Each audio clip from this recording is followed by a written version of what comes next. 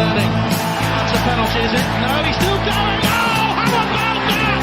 How about that? Carried on into the penalty area. Here he is. And then Giroud. What a goal. Brilliantly worked. Fantastically finished. Well, here's Ramsey. And Alexis Sanchez. Great footwork. 3-0. Liverpool blown away. A 3-goal, 8-minute Arsenal blast. Alexis blocked by Newcastle defender. Still not cleared. Wow, what a volley. Where others failed, Ozil has succeeded. Well done, Arteta. Plenty of hit here. Yes! Arsenal have their breakthrough. Mikel Arteta. They deserve it. Oh, they're behind again. It's amazing. It's Aaron Ramsey. That's the response of Arsenal. Andy Iwobi, nicely done. Brilliantly done. Bayer in, Walcott. Sensational Arsenal goal. Is that a handball? No. Nothing the play can do. Great, what a goal! Arsenal have made it 3-0. Jack Wilshere with an absolute thunderbolt. Hello and welcome to the Clock End Talk. I am your host, Tez. You can follow me at GoonerTez on Twitter. You can follow the show at clockend_talk. I'm joined once again by two gentlemen who I'm absolutely surprised they wanted to join and talk about Arsenal, because at the moment I'm looking at anything to do than talk about Arsenal. But here we are for our loyal listeners. Tony, how are you, buddy? Yeah, I don't really want to be here, to be honest. But thanks for listening. It's like that, isn't it? Addy, you're back, mate. How are you? Yeah, no, I've been away for a couple of weeks. Obviously, just trying to take some time away from Arsenal, but yeah, no, I missed you guys, and I missed the listeners as well. Hope you're all doing well. We missed you too, mate, and it's good to have you back. But let's talk some Arsenal, boys. We just come out of a game who, I'll be honest, didn't have a lot of. Let me rephrase this from the start. It was a cup game against Manchester City. Now, when we are going so bad in the Premier League, and we're in these cup games, Tony, these games do become important because we are going so bad in the Premier League. So, energy drink cup, whatever it's fucking called, I'm happy to win it. Like, Papa John's. Hey. I thought it was Papa John's cup. Oh, is that another one? No, that's another one. That's another one. Sorry, but Tony, we went in. Look, Man City was always going to be a tough game, and as people just watched, it was a very tough game.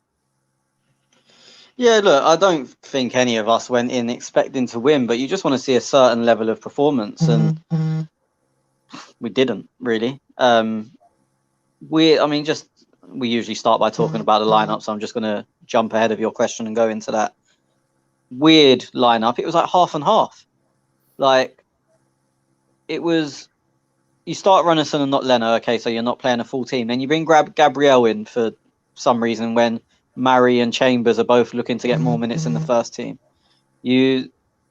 Hector's missed 2 games, and then you don't, one through suspend and 1 dropped, seemingly, and then you don't play him here. So then is he a first team player or not? Or is this what's going on? And then look over the other side, fair enough, give Tierney a rest, but then don't play Gabriel.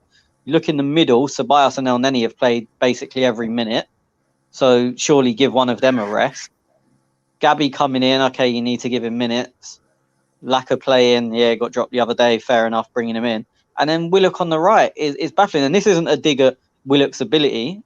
It's a dig at what the fuck's he doing on the right. Like, as I said, rest one of Danny or El Neni and put Willock in midfield. Then you've got Pepe. I mean, I don't know what Willian's done to deserve a rest. Like, get that cunt on the pitch. Like, and I know people moan, he's starting again, but when you're clearly playing a second team or a half and half team, he shouldn't be sitting at home. He should be dragged to the stadium like the rest of them. Like, I'm not Lacazette's biggest fan. How do you think he feels looking at it like, Willian gets a night off and I've got to play? Like, fuck off. And then, even the subs, Balogun comes on too late. I know we're going to get into this later. I was playing Smith Rowe on the left wings, doing my head in. Like, just Since you mentioned Smith Rowe, and I know you're a fan of Smith Rowe, and you've been asking him to come into the first team for some time because we need change. Smith Rowe's there, we see him.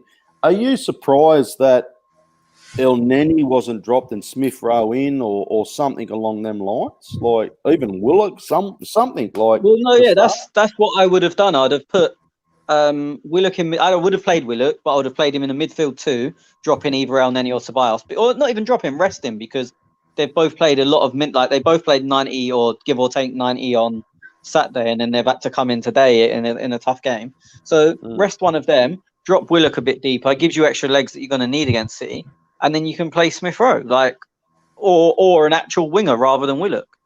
Like, we were so unbalanced because in the first half, Gabby was not hugging the touchline, but staying pretty wide. But then on the other side, we had no one. The chance where Gabby got injured, Willock played the ball. So technically our right winger was our second most player on the left, and the only one further left of him was Gabby. It's like just the whole thing didn't make sense. But yeah, I mean, look, from a personal who I rate, I would have brought Smith Rowe in, but forget whether it's Smith Rowe or Pepe or Willian or whoever it was. 100%, or Nelson, who apparently wasn't injured, just wasn't in the squad. I would have put Willock in the middle and played an actual right winger, or anyone. Like I said, if you want to see Smith Rowe as a winger, I don't, but he's quick, so okay, you can put him out there if you want. Okay, Addy, your thoughts on that, mate? Yeah, to be fair, look, everything this man does is baffling, confusing. Who even knows what he's thinking? Again, now, given Smith Rowe minutes, you could have done that. You could have kept your shape that you tried to play previously with 4-2-3-1. Like, so many things you could have done to bring in guys. Willock on the right, again, doesn't make sense. Everything he does doesn't make sense. Again, you could have played a four at the back, played Cedric, played Kolasinac. You could have put Ainsley Maitland-Niles into midfield. Change it up. Like, your fortunes, what's happening in the Premier League aren't working. This is a cup. You know they're going to play not a strong squad, so change it up. But again, it's like dumbfounding to even think what is he thinking? What is actually going through his head? What is he calculating? Because it doesn't, for me, it doesn't make sense. Like, and for me, it's just a matter of time until he leaves the club, because it's dumbfounding. Like, it's like there's no method to the madness. Like, so usually, you know what? He's doing that so we can exploit this player, or maybe he's playing Willock so he can tuck in and we can double up in the middle. Like, there's no method to the madness he's doing. It's just crazy. I agree with what you boys said at the start. Obviously, well, I didn't go into Manchester City thinking we were going to win, because let's face it, Manchester City aren't having the greatest seasons as well, Tony, and they want to. They're going to take this pretty serious. Well, when they will, Pep will want to win this. But are you surprised how? I don't know if we took it that serious. You know what I mean?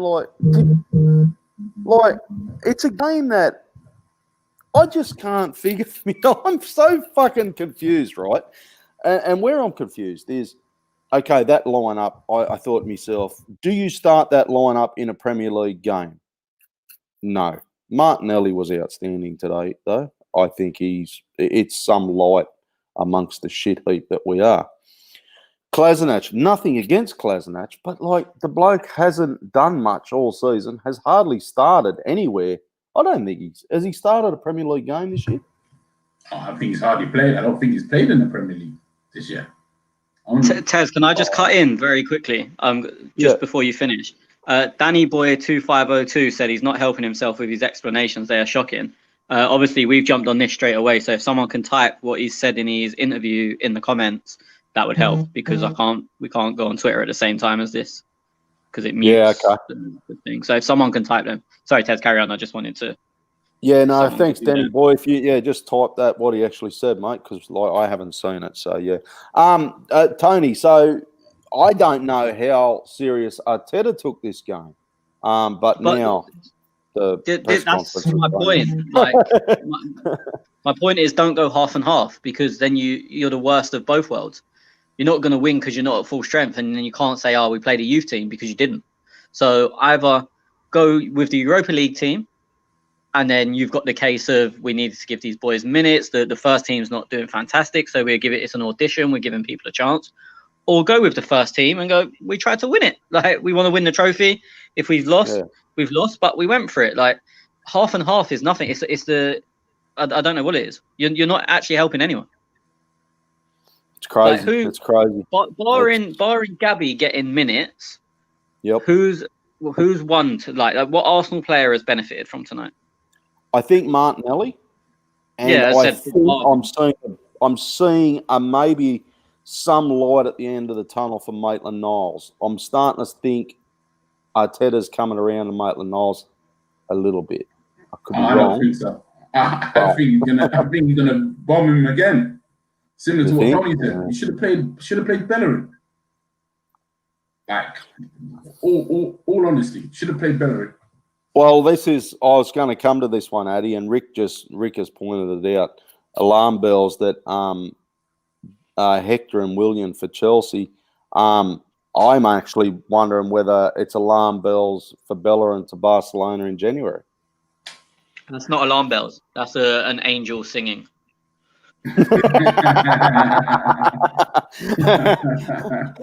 Has he? Yeah, but Tony, I've done this show with you for a long time, and you've always taught me and taught the listeners and said, who is the replacement better though? If Hector goes, well, have we got a better replacement to go in there now? I think the other two are both better than him. People might not agree with me on Cedric, and we haven't really seen it in an Arsenal shirt, but you'll know, 2 years before we signed Cedric, I was saying we should go and get him for a backup option, like a strong competition option. And I think Ainsley's better, and I've always said that. This is not me flip-flopping, to use a horrible fucking social media term on Hector. I've never rated him. And people can go back to day one of this show if they want. So for me, I mean, I would agree with you. We are very reactionary in that someone has a bad game, fuck him off, get rid of him. And then you look a week after and you're like, shit, why is whoever else playing? Like, for example, with Aubameyang, I know he's not playing fantastic at the moment, but everyone's like, oh, drop him. And then he's not in the team last week, and everyone goes, oh, fuck's sake, can't score today, playing Eddie. And it's like, you've got to look ahead. But for me, with Hector, the rumoured fit, I don't believe the Barcelona stuff, but the rumour is 22 million. No alarm bells there. Not much though, is it? Like, I'm not sure. If we haven't got much money to spend and you can get 22 million for someone who shouldn't be starting anyway, that's a great fee. If you can get 22 million for Hector Bellerin, I'll bite your hand off. I'd said I'll drive him. I'll even get vegan sausage rolls and all sorts. I don't know, boys. I just think it's our problems are a lot more than a Hector Bellerin on the right hand side. 100%. Yeah, 100%. You're right. They are more, but if we can get some money, 22 million, an all right fee for him, and try and reinvest that elsewhere, like I agree. He's probably not top. He's probably not top 3 of the list of problems, but you're also it's almost free money, because, as I said, in my opinion, it's money for someone that shouldn't be playing anyway. If anyone is listening, or those who are listening think, what the fuck are they talking about, Googling Barcelona and Bellerin at the moment? You probably heard the stories that if his name slipped me at the moment, the Barcelona bloke, the elections, if he's favourite to get in, and apparently he has identified Bellerin as the top target. So anyway, any look, you boys want any? We don't do a 3-2-1 in these games anyway. I'm not even going to go down that path. I'm going to move on to Everton in a minute. But do you anything you want to add about this game, Addy? Just for me again now, Gabby, obviously, for what he did when Arsenal was on the pitch, good. Like you can see the hunger from the boy. But my fear, even with Everton, was that we did not, like, we're rushing him back. And now, obviously, no one knows the extent of his injury. Well, that's something we need to find out now. I don't know. I feel just because we just need him, or it was going to help Arteta. There was no need to rush him back, similar to Partey, rushing him back. I don't know. I don't know. Like, I feel that everything that we wanted, everything we wanted from Gabby, the energy and everything, like, you have to just wait for it. As much as we need that in the team, you have to just wait for it until he's fit and fully fit. But yeah, no, that's all I want to add. That I think his decision making is just pants. Tony, anything else before we move on? Just on Gabby, because I don't think there's anything else really worth talking about. Well, there's another thing that I'll go into after, but I genuinely believe he could save our season because he's our only player, and I said this in the group chat, he's our only player that runs away from the ball, which makes it hard to defend against because either you follow him and give everyone else time, or you don't follow him and he gets in. Like the chance where he got injured, I kind of agree with Addy, and I don't think he's fit. I think he needs half hour at end of game, so I would have brought him on at Everton, and I wouldn't have started him today. I'd have brought him on towards the end, but he was blowing out of his arse, and that's mainly because he tries so hard. But had he not been fucked, he would have scored when he got injured. He would have beat the keeper to the ball comfortably. But what I was going to say is he stripped Cancelo by running away from the ball. Cancelo is one, very good, and two, very quick. And Martinelli absolutely stripped him, came short, spun him behind. Only Arsenal player that runs away from the ball, and you see the trouble it causes. And it's not like he's causing trouble versus the Dundalk right back who was tiling my kitchen last week. Like it's a £50 million fullback. Okay. So yeah, on him, I genuinely think just his style of play could change our season. I think what's very annoying is that it's Saka's position, and Saka's been the only real bright spark of the first team consistently. I mean, he's had bad games, but consistently he's been the only real bright one. And then you go, we kind of need to play Gabby when fit. I don't know if I'd move Saka to the right. Probably be playing Saka on the right. But the other thing I wouldn't talk about, the criminality of giving Runnison a non-homegrown spot. Like, I have slated Matt Macey forever and a day, and I'll continue to do it. But I don't care if Runnison's better than him, because he can't be miles ahead of him, because he's just not. Like, he's not miles ahead of me, and I'm 5'7". So, like, people going about the fee, like, he's not good enough to be a second choice keeper. I completely agree on all of that. For me, the main issue with him is he took up a non-homegrown spot. Like, forget the 1.5 million we paid for him and the however much grand a week he's on. He's cost us so much more. Like, and I don't mean the goals. Yeah, no, I agree with that. Yeah, look, it's and it comes back to decisions back around the club. Who's making these decisions? It's Arteta. Well, is it Arteta? Like, and this is where I come back. And look, I just think. Don't get me wrong. I'm with you, Addy. Arteta for me's got to go, right? Tony's still on the fence. He's undecided, but anyway, for me, Arteta's got to go. But you got to look at, okay, Edu is also there now. Edu is from what I'm hearing, seeing, and everything. Edu and Arteta are running Arsenal. Okay, they're running the team stuff, the transfers in. The team on the pitch, then you got that other bloke running the marketing stuff and sponsors and shit. Raul's gone, there's no scouts. There's hardly any scouts now. Like, yeah. So this is a fucking another dumb decision by them two blokes. And it comes down to inexperience. It's just... Can I just defend Arteta on this one? Yeah. If your goalkeeping coach, who is world renowned and everyone tells you how brilliant he is, says this is the keeper, this is who you want, and he's cheap, he won't be on a lot of money, I think everyone would do it, to be honest. Like, I'm not one of these that will defend Arteta blindly, but I think in this instance, you go with the experts, right? If I open a bit of pizza making business, and there's the pizza maker that everyone says is the best in the world, and he tells me put the pepperoni on the bottom. Yeah, it might be ridiculous, but he's world renowned, so I'm going to do it. This is the thing, yeah. So I was going to say that obviously there was input from Ika Kanai, or what's it? The goalkeeper called, I can't remember his name. Inaki. That's it. Yes, that's it. 100%. I would take input, but again, the chopping block will always fall with Arteta, and it's the fact where it's like, okay, cool. You said he's good, like you've worked with him before, like young keeper, yeah, cheap, da da da. Like if that met all of Arteta's tick boxes, then cool. But obviously, like you still need to do some research, even because at that stage we still have the scouts, or do we get rid of the scouts at that stage? Nah, they were I don't know. They're long ones, exactly, yeah. So now you Yeah. can't even go to your scout in France or wherever you're playing. How do you look in France?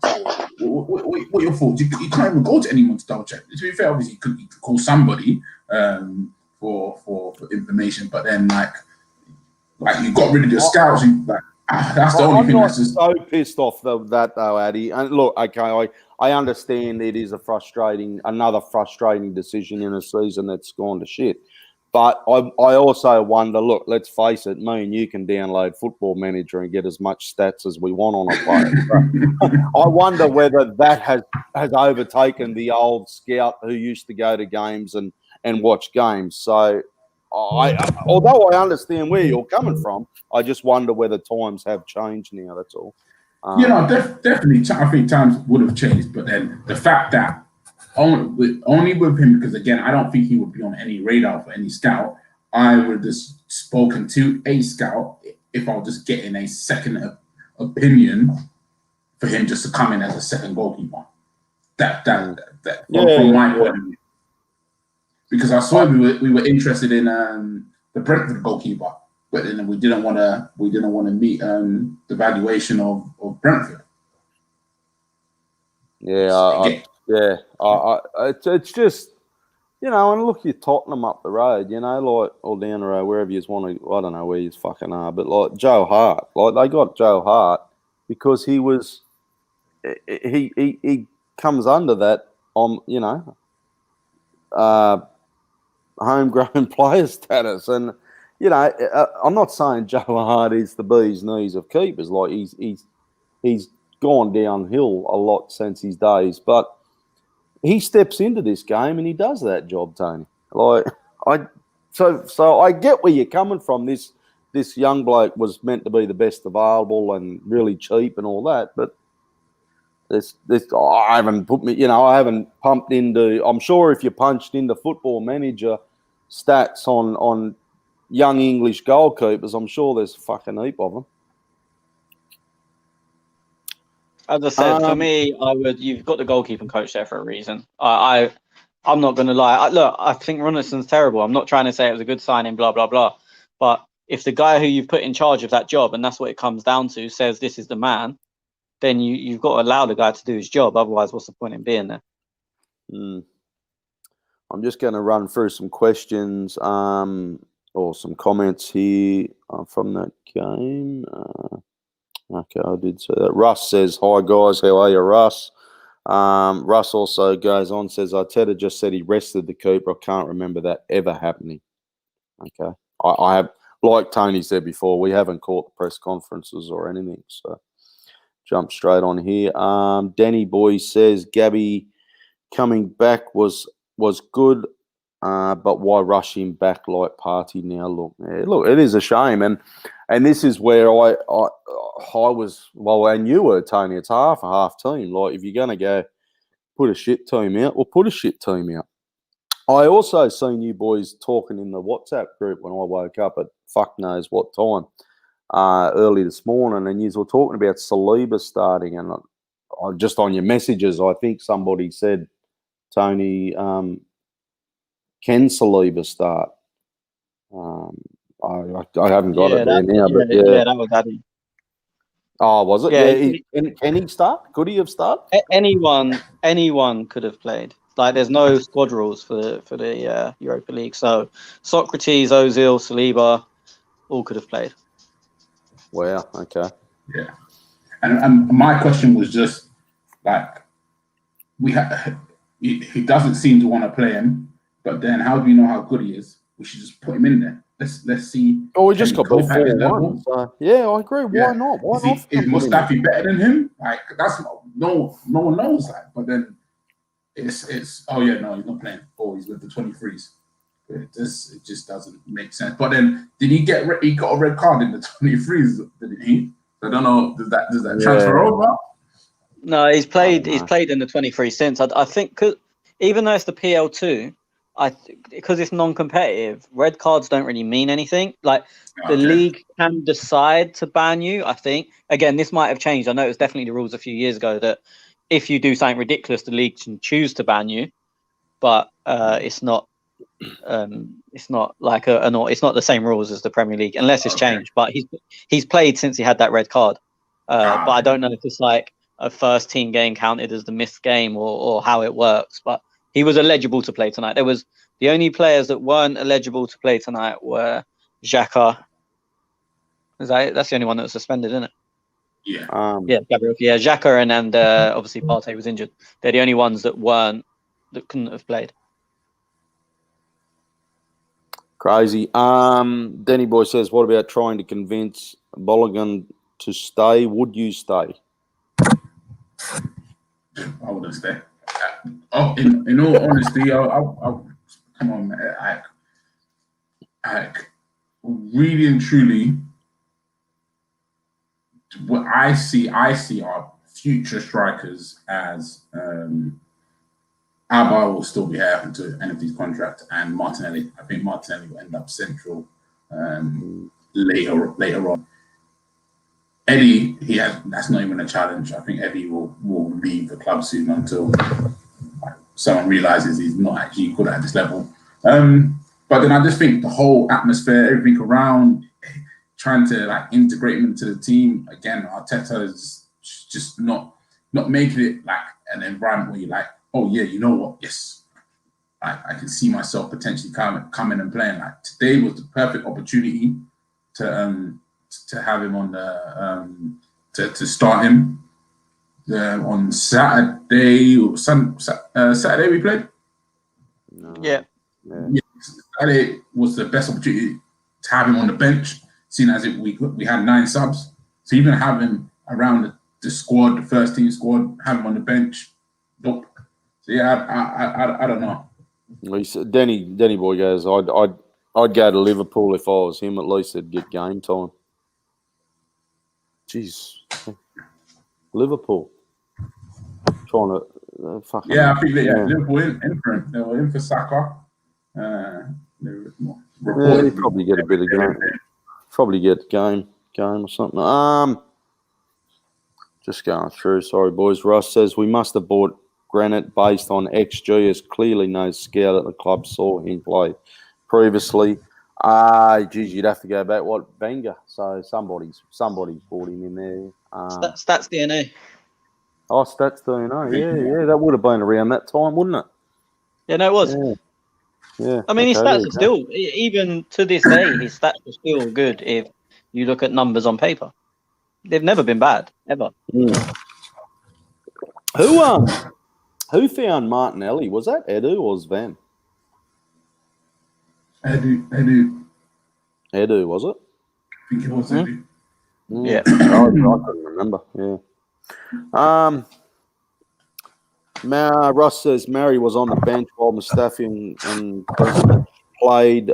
Those are 2 players who have no future at Arsenal. I agree. I just don't understand it. For me, I we go around this over and over and over again each week, and this is I don't know what, like, I don't know. I'm so fucking confused at what Arteta's doing, and I'm trying to not be. I'm trying to go, that's what he's doing. There's a light at the end of the tunnel. He's the bloke going forward.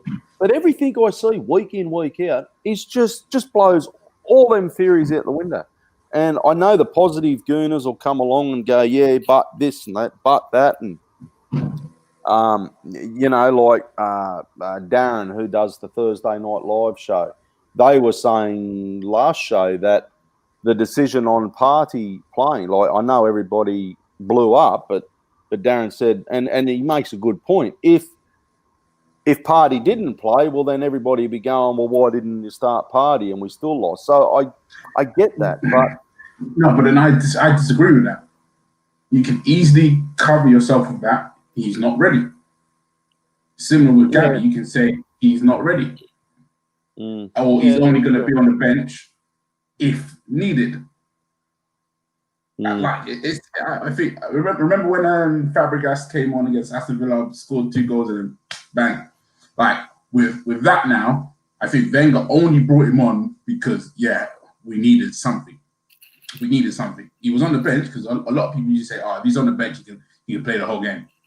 Fabregas could not play the whole game, and as we've seen, he re-injured himself after the free kick? No, the other one. He ran. The run. Yeah, sorry. Yes. So then, like again, now you can your manager, you can actually say things. Okay, yeah, cool. He's not ready, but you just put him in the squad. And again, I know he played Partey because he wanted to do a one-up on Jose, because Jose said Lloris was out and Kane was injured, but obviously everyone knew that they were going to play. Rick says Mary is the left side cover Mustafi, right? That's the reason he played. I get that, Chambers. Rick, but Chambers is there, Saliba's there. Like you're playing a bloke who could go in January, could go at the end of the season. Imagine being Mustafi and being told that you weren't wanted at the start of the season, and then all of it. It's worse than that. It's worse than that. It's worse than that. They didn't tell him he weren't wanted. He told them he's not signing. Yeah, it's worse. Yeah, probably. They wanted to sign a new contract. Yeah. Okay, boys, I'm going to move on from that game. That's done and dusted, and we're gone. We're out of that little competition. Fucking there. Our season getting worse and worse. I'm going to go to Arsenal v Everton. Tony, thoughts when you seen that lineup, buddy? I mean, the glaring thing is no one knew about Aubameyang. There was no real mention of it, and obviously he kept that quiet for a reason. Every time I'm watching, saying that was more based on the game, but every time I'm watching, I'm coming to the opinion that Nketiah is one of the worst players I've ever seen play for Arsenal. So, I mean, starting him up front on his own weren't fantastic. But apart from that, the lineup was pretty, as I said, a bit of a surprise to not see Hector in, but I wasn't disappointed about it. Beyond that, pretty standard. I mean, I don't know what's going on with David Luiz. There's reports of arguments. The players seem to be squabbling a bit. Look, I'm not as down on Holding as most other fans are. For whatever reason, I don't think he's as bad as people say he is. Giving him the captain's armband is an absolute joke. What are you doing? Why? Like, what is actually going on to give him the armband? Like, first of all, give it to Luiz because he's obviously the captain on the pitch anyway. Second of all, okay, if you've had some argument with Luiz and you don't want to give him it, Tierney's right there. Like, the guy is there. Like, if you want someone to lead by example, and if you want to go, Skipper's trying, we got to match that level. The guy's standing there. And if you want him to get messages about, well, he gets up and down more than everyone else. He plays left centre back and overlaps. So he can bollock the attackers, he can bollock defenders, he can talk to the... Like, what? Why? I don't understand. This is nothing against Holding. I don't know why he was captain. I literally don't get it. I'm just going to go on to Addy because I'm fucking dumbfounded with this team. To be fair, same thing. Like, nothing much to add. My only key one was why was Eddie started. That was it. That was it for me. Why wasn't who started? Hang on, sorry, not Eddie. Sorry, Lacazette. Yeah. Why wasn't that? Yeah. That was just. Can I just jump in on something you said earlier? And I'm not making it. Well, I am making excuses for him, but not for no reason. The Balogun played on Friday, and the rule only got basically ratified Friday morning about the extra subs. So I don't know if he wasn't on the bench. I'm guessing. I don't know if he wasn't on the bench because they'd already like locked in that under 23 team and they didn't want him to be on the bench having played 90 the day before. I'll be very fucking disappointed. If he's not on the bench from now on, I'm talking shit and blah, blah, blah. Like, I'll be very disappointed if he's not on the bench from now on. But I wouldn't be surprised if that was the reason on Saturday because with no Aubameyang, like you can't just not. You know what I mean? You can't just not have him on the bench. But as I said, he did play 90 the day before, and I don't think anyone that played travelled. I don't know when they travelled either, because if they might have travelled Friday night, which completely rules him out if he's played on Friday.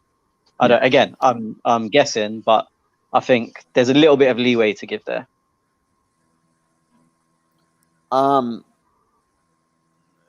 Bellerin. That was another one. That was Maitland-Niles started, but you're okay with that now, Tony, aren't you? So, well, he played well against Southampton as well, so it'd been a kick in the cock, wouldn't it? Like, you done well. We've got our first point in 5 years. By the way, go sit on the bench. Like, yeah, I get where you're coming from, but and this is why I'm like, now you're backing him up in this game that we played today against City. It just, what's that been? 3 days? 3 days? 3. 3 days. I don't know. It just seems fucking weird. Like, and I can see Bellerin's going. But this is what I can see out of this. Bellerin's going, and I think it comes back down to Tedder. He just tries. I don't think he can. You know, we talked about managing players and managing big heads around the team and things like that. And when Emery was there, I think Arteta's worse. I just, from what I see, like the selections that you see, you know, all of a sudden now Bellerin's been frozen out, like. And you can't say, oh, Bellerin didn't. Because I would say, wait until this weekend, though. I agree with Addy. Wait until this weekend. Because I agree remember, with it was Chelsea away where Bellerin came back into the squad. Yeah, okay. So you think I'm jumping the gun now a little bit? And the only reason why is because Bellerin seems to be one of his biggest supporters. We need okay, right. Well, let's see what happens this week. Look, I'm happy if I'm wrong, but I just, like I said, I thought Bellerin would have started today. If you're going to play Maitland-Niles last week or 3 days ago against Everton, and then you've got a cup game that you're not real sure how you're going to play, but we'll throw in Kolasinac and we'll throw in Mustafi, but yet we're going to leave Bellerin out. Maitland-Niles, you go again, mate. Like, Tez, Ainsley didn't play in the place of Hector. He played on the left, and then he got moved into centre midfield when we were getting slapped. So it wasn't a case of Ainsley in for Hector. But I also agree with Addy. I think he'll play on whatever day box is. It Saturday, Sunday? I don't know what day we are anymore. But whenever we play Chelsea, I think Hector will play, and I think he was dropped for one game, potentially Everton. He's been rested today. I don't see that as anywhere near frozen out, unfortunately. Okay, well, let's see. I hope not, but anyway, time will tell. I agree with you, Tony. Eddie, for me, and I know we haven't got much choice there.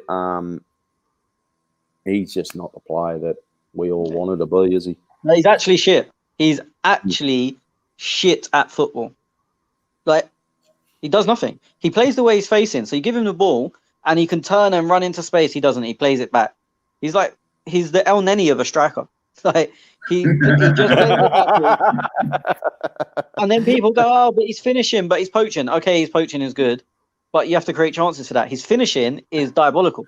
Like the chance he missed on Saturday, I think they just made it 1-0, or was it still 0-0 at the time? He took. They just made it 1-0. 1-0, I think so. Yeah, and he could have took 25 touches, tried to hit it first time when he's techless. Like, I don't mind if we ain't got any players with good technique, but if you're someone that you know has got good technique, I don't mind trying to take that first time. When you should know you're techless, take as many touches as you need. Like, I don't understand what he adds. Like, he makes Lacazette's movement look good. and Lacazette don't move. How can a statue have better move? Like, honestly, and everyone knows my opinions on Lacazette. Lacazette came on and looked fucking world class within 3 minutes because he moved a bit. Yeah. We went right wide down the channel on the left, rolled the defender, put a cross in, and you're like, oh wow, he's actually trying to do something. Like, I know in the group chat people going, oh, we can't take Eddie off because we're searching for a goal. He makes us work.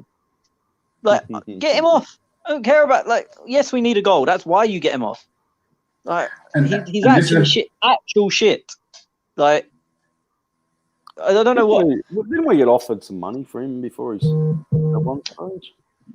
He did. He only signed a new contract last year. I think we did. But you see, this is where again I look at the team sheet and say that Arteta just frustrates me because that chance that Eddie had there, it reminded me of him trying to take it first time and having no technique. It reminded me of when Martinelli scored away at West Ham, when that opened body and then bang and scored like that. Like Aubameyang, 2 touches, bang. At least they're hitting the target. But the fact that he didn't even hit the target was ridiculous. But then, back to the lineup. I swear, I would have definitely played Lacazette, and then Eddie wouldn't even come on the pitch for me, bro. Because if Martinelli's on that bench, and especially if I don't have no Aubameyang, Martinelli's going in as the central striker to swap with Lacazette after Lacazette's done. And seeing as we've turned into Cross FC now, like we actually have a player that can actually attack the ball and head the ball and likes to head the ball as a striker. Because I can't remember how many goals Gabby scored with his head last year, and even from Tony as well. Like Tony assisted him in the Europa League so many times last season. So it was a thing where it's like you got a player that actually likes to head, so it would have been perfect to play him up top. Changing him up for Lacazette once Lacazette's done his 60, 70 minutes and then giving Martinelli his run out. That's what I would have done. But again, now it's just like Eddie should not be part of this squad. Again, I'm assuming it's because of the English quota why we're in this position, but Eddie should not be anywhere near this first team. Similar with me, I have the same thoughts with Joe Willock. Should not be anywhere near this first team. Yeah, Russ says Eddie wasn't even good enough for the championship. That's right. He was at Leeds. We're hoping Leeds. He didn't start a match for Leeds. He struggled to get games for Leeds, but then he comes back and he's good enough for us. It does not make sense. No, it's crazy. Okay, Tony, I'm just looking at where to go down this Everton game. I'll obviously touch on the highlights. Do we want to go into yellow cards and things? Because Elneny got one in the 15th minute. And then we'll go to Tony. We'll go with the Rob Holding own goal, 22nd minute. Yeah, I mean, own goal's unlucky. There's nothing you can really do about it. It's shitbag defending as a unit. Him coming in deeper, him coming in behind. Whoever was in front of him just didn't give a shit about any form of line. There was someone at the back post. So Holding actually wasn't going to mark Calvert-Lewin. So I saw the commentator was hammering him, saying he should have been tighter. No, it wasn't his man. I think it was Richarlison behind. Holding went to cover him. Everyone else thought, Calvert-Lewin, he's only scored 100 goals this season. Let's leave him alone. And then Calvert-Lewin's missed his header onto Holding, who's trying to cover Richarlison. Holding's the only one that actually done anything right in that for me. And he it sounds like I'm just trying to big up Rob Holding today, even but he's the only one that actually made the right decision, and he comes out of he gets the own goal, and everyone hammers him. But if you look, Calvert-Lewin was never his man. He's only ended up getting half tight because he's gone in with Richarlison and then seen the top scorer in the league's free. I better try and get across, and he didn't have time to. And Calvert-Lewin's obviously missed the header or not got the contact he wanted, and then it hits Holding and goes in. I just think it's shitbag defending as a lion, and there's nothing really that Holding could have done about it. It's been very unlucky. You any add on that, Tony? Addy? Yeah. Again, let's look at the build-up, because again, that deflection, the header was going wide. It was never going into the deflection. Hated it to go into the goal. But you have to look at it similar to the build-up. But the build-up, where the ball came from, where it ended, the build-up that Everton had to get right in front of our box is ridiculous. It's similar to Son's goal. The build-up, again now, we don't know how to break play. We don't know how to delay teams. And wasn't it how many games ago everyone was screaming, oh yeah, Arteta made our defense stronger, and like the defending is just ridiculous. Even Willian trying to close down the Iwobi cross. It's everything was just comical. It just like it, I come and say, okay, cool, are these players even playing for Arteta anymore? Because Willian was closing it down, but he slowed down before he even got to Iwobi. So literally, I'm thinking that, okay, I'm trying to block across. Let me get in front of the ball, and then I'll slow down, or let me slow down as I get to it. But my guy was slowing down like 2, 3, 4 steps ahead. It's like, okay, you look cool. If you want to cross it, you can cross it. I don't mind. I'll dangle a leg out of it at it, but I ain't gonna try and block it or anything. Like, my hair is looking nice at the moment, so I don't want to get that messy or anything like that. And obviously, like I don't know, like players. Okay, maybe not all the players, but the majority of the players in that team don't want to get dirty. They don't want to fight. They don't want to battle. Like most of the players are pretty boys, and it's like, you know what? Arteta's not going to moan at me. I'm going to play the next game anyway, so I don't have to try as hard. And unfortunately, that's the problem. Like I think, like defensively, was, as Tony said, it was just all messy. Like from the whole move getting to that place where he was able to put the cross into the box, like basically without no pressure. Yeah. Can I just jump in quickly, Tez? Yeah, mate. We have a massive technical flaw, and Addy mentioned it in bits there. When the ball goes into the striker around the halfway line, we get too tight, and if that ball comes out, we're in trouble every time. You look at basically every goal we've conceded recently. Obviously, you mentioned Son's one, but then there was the Walcott goal. Same thing, went too tight on Adam. Gabriel sending off, the same thing. Like I know they didn't score from it, but they would have. Well, not maybe. They would have had a chance if Gabriel didn't foul him. That own goal again was they got too tight to Calvert-Lewin. You have to win the ball there. If it comes out, we're in trouble every time. Like I don't get why we're pressing on the halfway line anyway. Like I'm a big fan anyway of defending deep. I always have been. But when towards the back end of like after lockdown, when we was defending well, it's because we were defending deep and not allowing anyone space in behind. And that's why when defenders got injured, it was so easy to replace them. Mustafi came out, Holding came in, and it didn't make a blind bit of difference because pace is not an object anymore. Like players can't get in behind you. There's not enough room. We've gone the exact opposite, like trying to nick the ball all the time on the halfway line. And it's weird because even when we nick it, it's not like a high turnover where we're in, like which is the theory behind it. We win it and then we just slow down and knock the ball about and let them get back into shape anyway. But yeah, it's a huge technical flaw that has to be looked at. That every time the ball goes in, you know our defenders, at least one of them, probably two, are going to try steam into the man. And if it comes out, we're fucked because we've got two players out of position. And then Tierney has to rush around on the cover. Like the Walcott goal, Tierney got slated for it, for not being in the right position.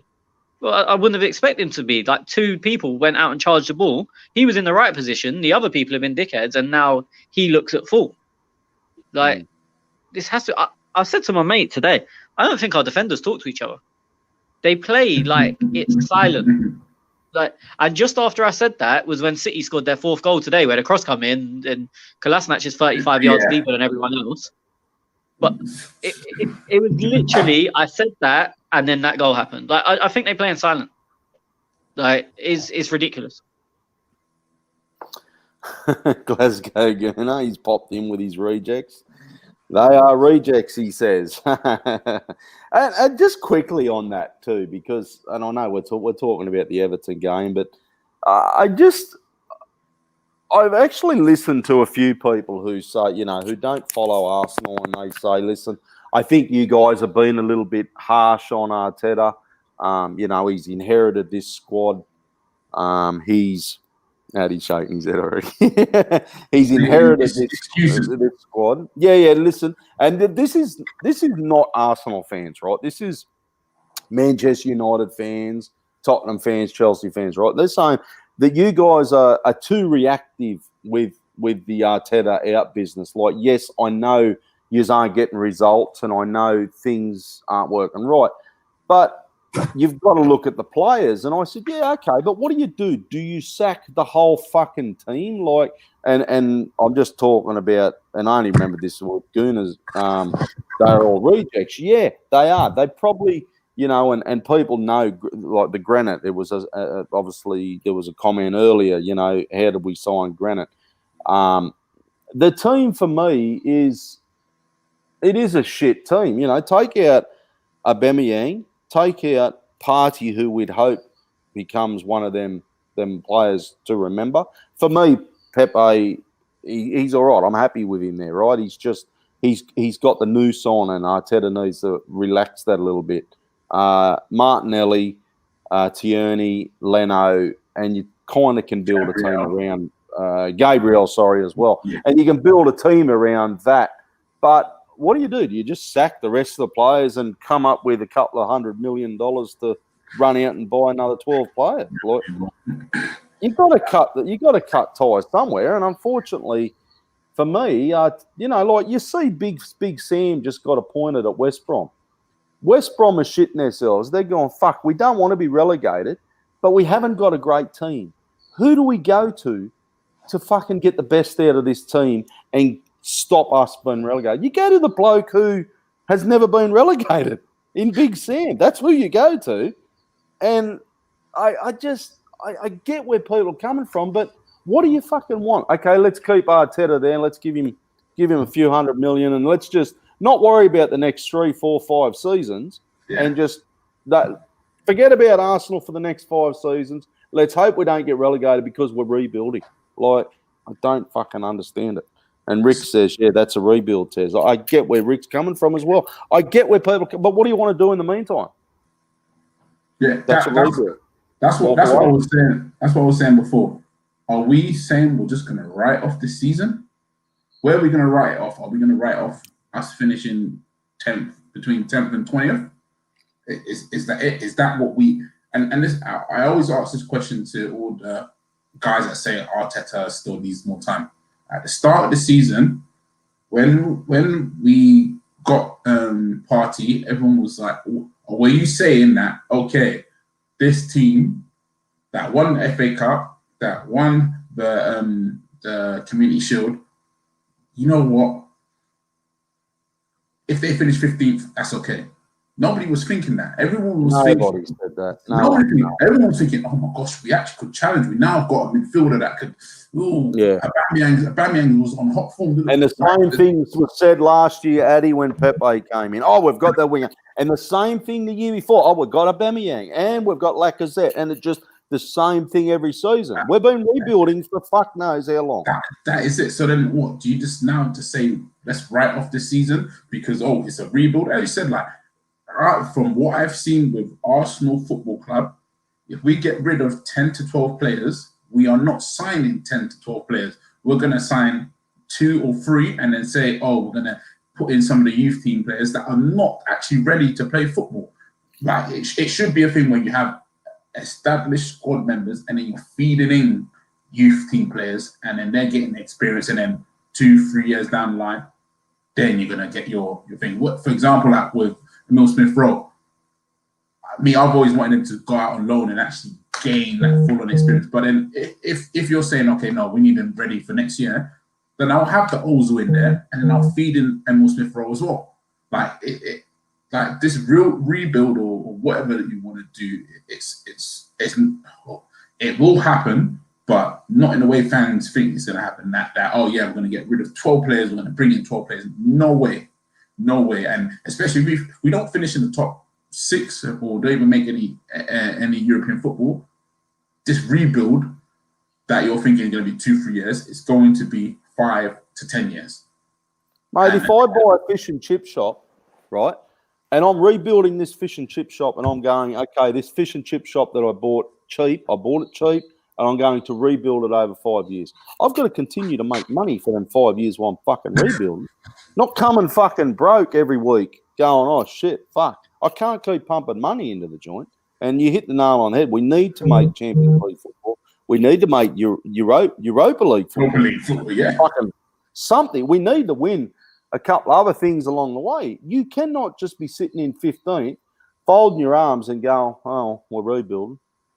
Because it don't work like that. Unfortunately, we're not Liverpool that actually sell players correctly and like make huge like profits off of your Solanke, your Coutinho's, all them guys. So which will actually help us in making in making bigger transfers and more transfers. We don't have a Gareth Bale that we can sell off for 170 million and then buy 6-7 players. We don't have that. We're struggling to sell Mustafi and Ozil and Kolasinac. We can't even do that. We don't have a rich owner that's going to pump in 200 million, just like when Chelsea finished out of the Europa League and the Champions League spots. I said, you know what, cool, let's me pumping them the money for the next manager to come in so he can actually win the Premier League, and which Conte did in his first season. Like we don't have that. We don't have that. But then for me, it seems like some Arsenal fans think, oh yeah, cool, we're gonna give Arteta, he's gonna get money in the January transfer. What, we're gonna sign one player? 2 players? Is that going to help us defensively? Is that going to help the tactics of the team? Or it's not. It's not. And that's where it's like people are still living off of the Arsenal name that we no longer have. We can't just live off our name. And I'm okay with the rebuild. I'm fine with that. I'm okay with losing some games, okay? I'm okay with sitting in 15th. What I'm not okay with, I'm just okay. What I'm not okay is I'm not seeing fucking changes on the pitch. I'm not seeing the manager trying to do something to fucking win a game. Like, and people go, oh yeah, but we just lost that by, we had 10 shots on target and that, which never happened. You know what I mean? One of them could have gone in, or out of them 50,000 crosses that went into the middle, if only one Lacazette had got one on his head. No. And then I heard Arteta talking percentages during the week. I thought, is this bloke like he's lost the fucking plot? Like, are you fucking committed? And I'm not saying everybody's in this category. That obviously me and Addy are. I did put a poll out on Twitter, and I only asked the question because I just wanted to know where people stand. Maybe I've got it all wrong. I was actually surprised with the results. Around about 300 and something votes. People are 23% Arteta in, 31% Arteta out. Undecided's 19%, and 27% he needs more time. So you've combined the he needs more time with the Arteta in, and a lot of people are willing to continue. They want to see him everything. I think everybody wants to see him do good and become a great manager. But a lot of so many of the Arsenal fans who voted on our poll are happy to give him a little bit more time. They're Arteta in as well. So maybe I've got it wrong, but I don't know. Like, how long do you continue down this path for? Like, at the end of December, do we just say, oh, well, if we buy nobody in January, do we say, oh, well, I don't know. Tony, you got any thoughts on this? So I don't know. On Sky, our next 5 or so fixtures or whatever came up. Chelsea at home. Then we've got Brighton, West Brom, Newcastle in the cup, and then I think it's Newcastle in the league. Someone of that level. That's going to tell us everything. I don't think they'll get rid of him for. If we lose the first one of them games, I think he's in trouble. But if he wins one or the first 2, then it gives him some leeway, and he's got the we've just had hard games excuse. Look, there's so much that's baffling. I don't think anyone needs us to go into every point of what's baffling. But while you were talking, I was just reading the notes from his press conference after the game. I don't think the guy knows the rules. He said Saliba can't play because he's not in the squad. No, he generally said Saliba can't play because he's not in the squad. Wow. Like, and even I'm so, hearing this James. for the first time too. So yeah. You know, it's literally just dropped now. And even James Bench, who's tweeting it, said, "I don't know if he means he genuinely thinks he's ineligible or he means he's not in the squad because I haven't put him in the squad." Either way, it's Fucking like, you know hell. what I mean? That's Yeah, not, I know what you mean.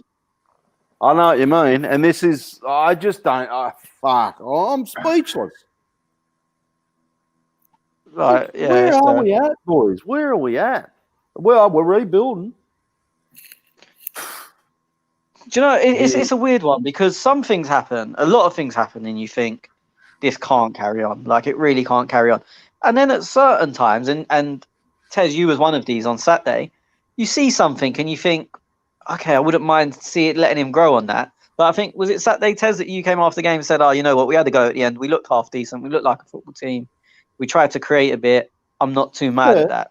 You said something. No. So yeah. The second half was pretty good. No, not pretty. So, you know what I mean? Like, there was positive. Yeah, no. As I said, I'm with you. Like, there's so much stuff that happens, and this is where, like, on the poll, this is why I think in and undecided is top. I mean, they're naturally going to be top because you've got two options over one, unless obviously the options are nonsense. But I think I don't want to say I can see signs because I'm not saying I see that and think, wow, we're definitely going to get to the top. But sometimes you see things and you think there's something there. There's still, is that enough? I don't know, but could it be enough? Maybe. Like, you want to see it, but then, as I said, other times stuff happens and you just think, what are you doing? And it's just to comment on what you're saying with there's something there. I think from every single, even fans that, or even football fans that don't even support Arsenal, when even the first 10 games, you could see there was something there.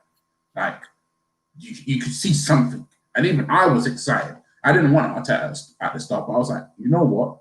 I can see he's actually trying to do something. You can see the style of play or how we want to play, like, in the first 10 games. And then you saw a different side of him where, okay, he said, okay, cool, let's go into more possession-based football. I want to make us more secure. And we kept the ball. We looked to draw teams in and then break on them. And then again, now it's the same thing. You saw something there. You could actually see, you know what? Can you build on this? Can we be a little bit more attacking? We're strong defensively, but can we be a little bit more attacking? But you can see something there. But now, unfortunately for me, you can't see it. I can't see anything. I think we've gone backwards. We've gone backwards, and why it baffles me is because why don't you just go back to something that worked for you? That's my question. I've been asking that for, like, why don't you go to something that worked for you? You tested it, you tried it, it worked. You won games. Cool. It wasn't the free flowing, expensive football, but we kept the ball.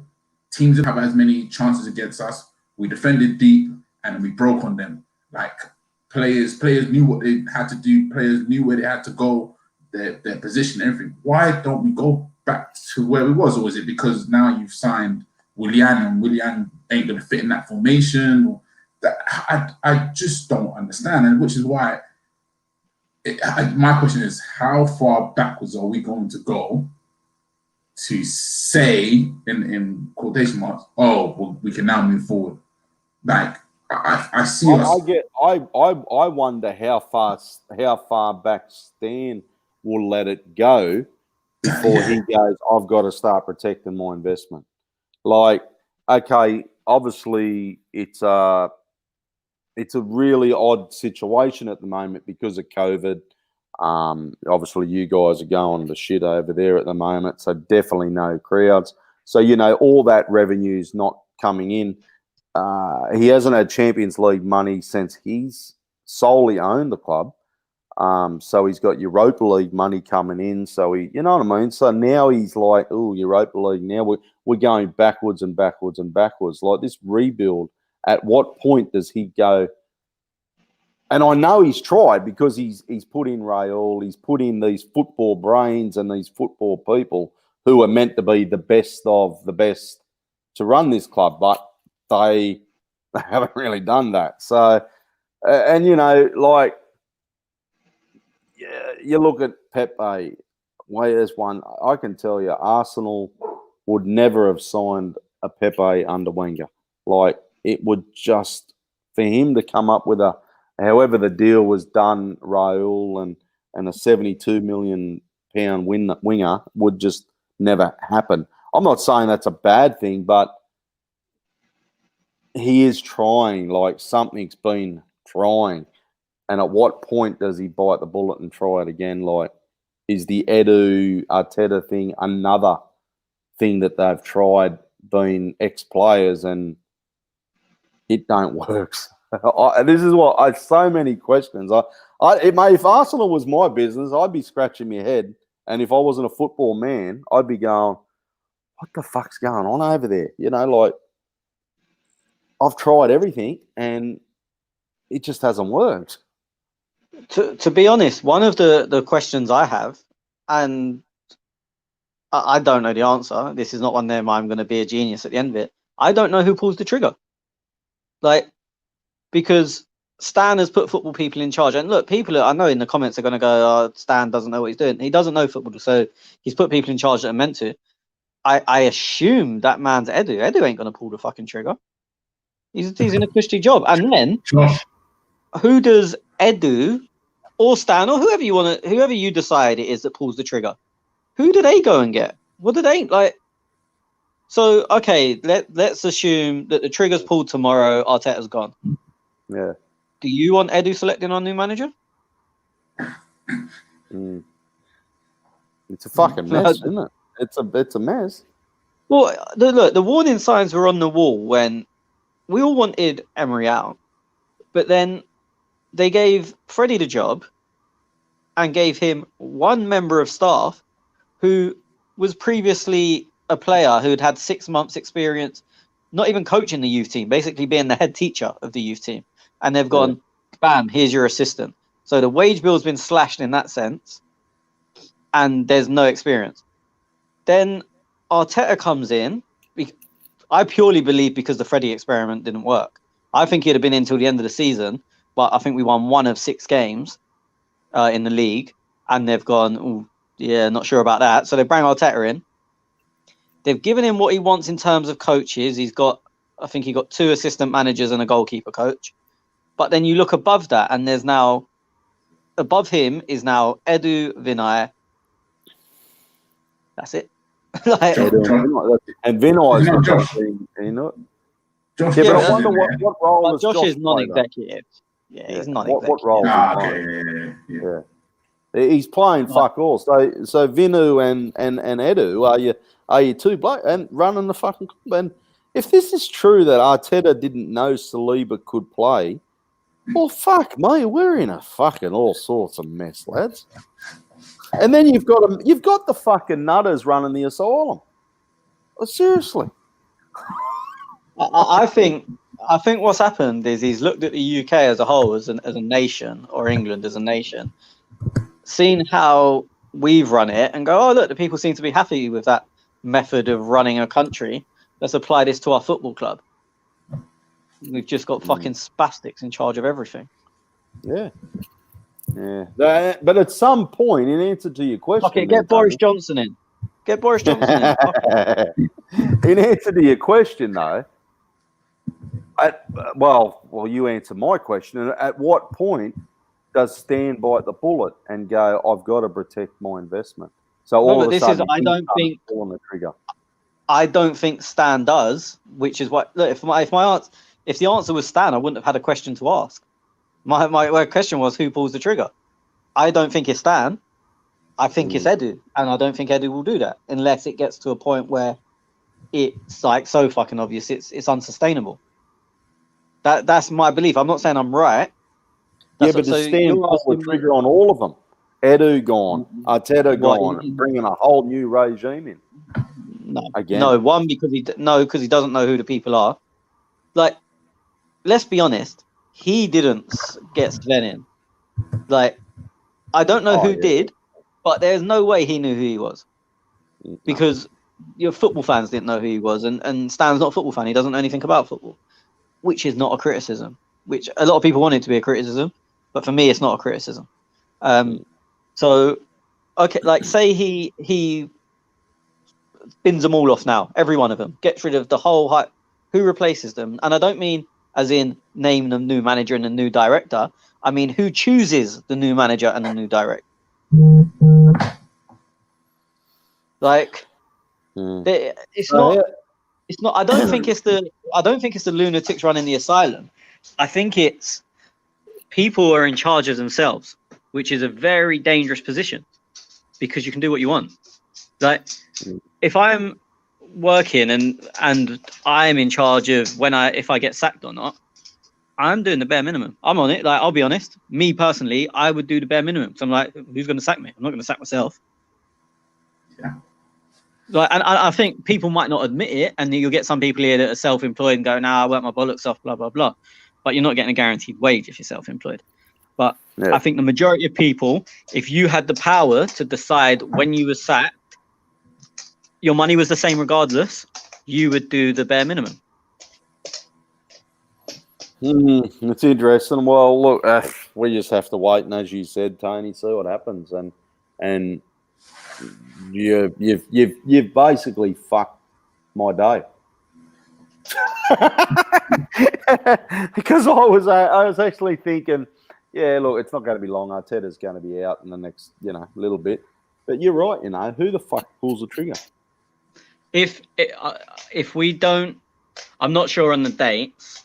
If we don't get 3 points out of the next 3 games, Chelsea, West Brom and Brighton, and West Brom and Brighton are away, he's gone. I'm not going to say gone by the 1st of January because I'm not sure when that game is, but yeah. I think if he Brighton's before West Brom, I think if he beats Brighton, they'll then think, okay, we've got, as I said, Palace and Newcastle twice. One of them's a cup game. Like, let's give him a run of easier games and to see what he can do. If he loses both of them, I'll be fucking astounded if he's still our manager. I was actually this is going a bit off topic. I was talking to someone earlier who I go to games with, who's like fully Arteta out and has been for a long time. And he said to me, like, you wanted Emery out so much. How, like, why are you still sort of on the fence? And I was going to ask a question. No, the only conclusion I can come to is, I was going to every game when Emery was there. I felt personally attacked by his decisions. Like, he was ruining my weekend. Now, as I said to you guys earlier, I'm detached. Like, don't get me wrong, I'm still watching every game, but I've been to 1 game in 9 months, which for some people that would be a treat, and I know that, and I know I'm in a privileged position. But for me, one game in 9 months is a prison sentence. Like, I have times where I go to 1 game every 2 to 3 days. It's like, and I just think where I'm detached from it, I think if I was going every week, I think I probably would be fully Arteta out.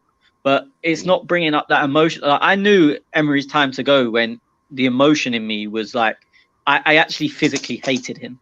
Like, it wasn't like I remember actually on here, I can't remember who was on, and they were going, oh, he seems like a nice guy, and it just didn't work out. And I was like, no, I hate him. Like, he's not a nice, and he might be a nice guy, but the way he made me feel for that long amount of time, I was like, no, he is clearly a knob. Like, I hate him. I hated him with every part of me. And I think just where I'm detached at the moment, I don't feel like that with Arteta, and because I don't have that feeling, it's like, and people say it's because he's an ex-player. It's not, because he wasn't particularly loved as an ex-player. The FA Cup's given him some leeway.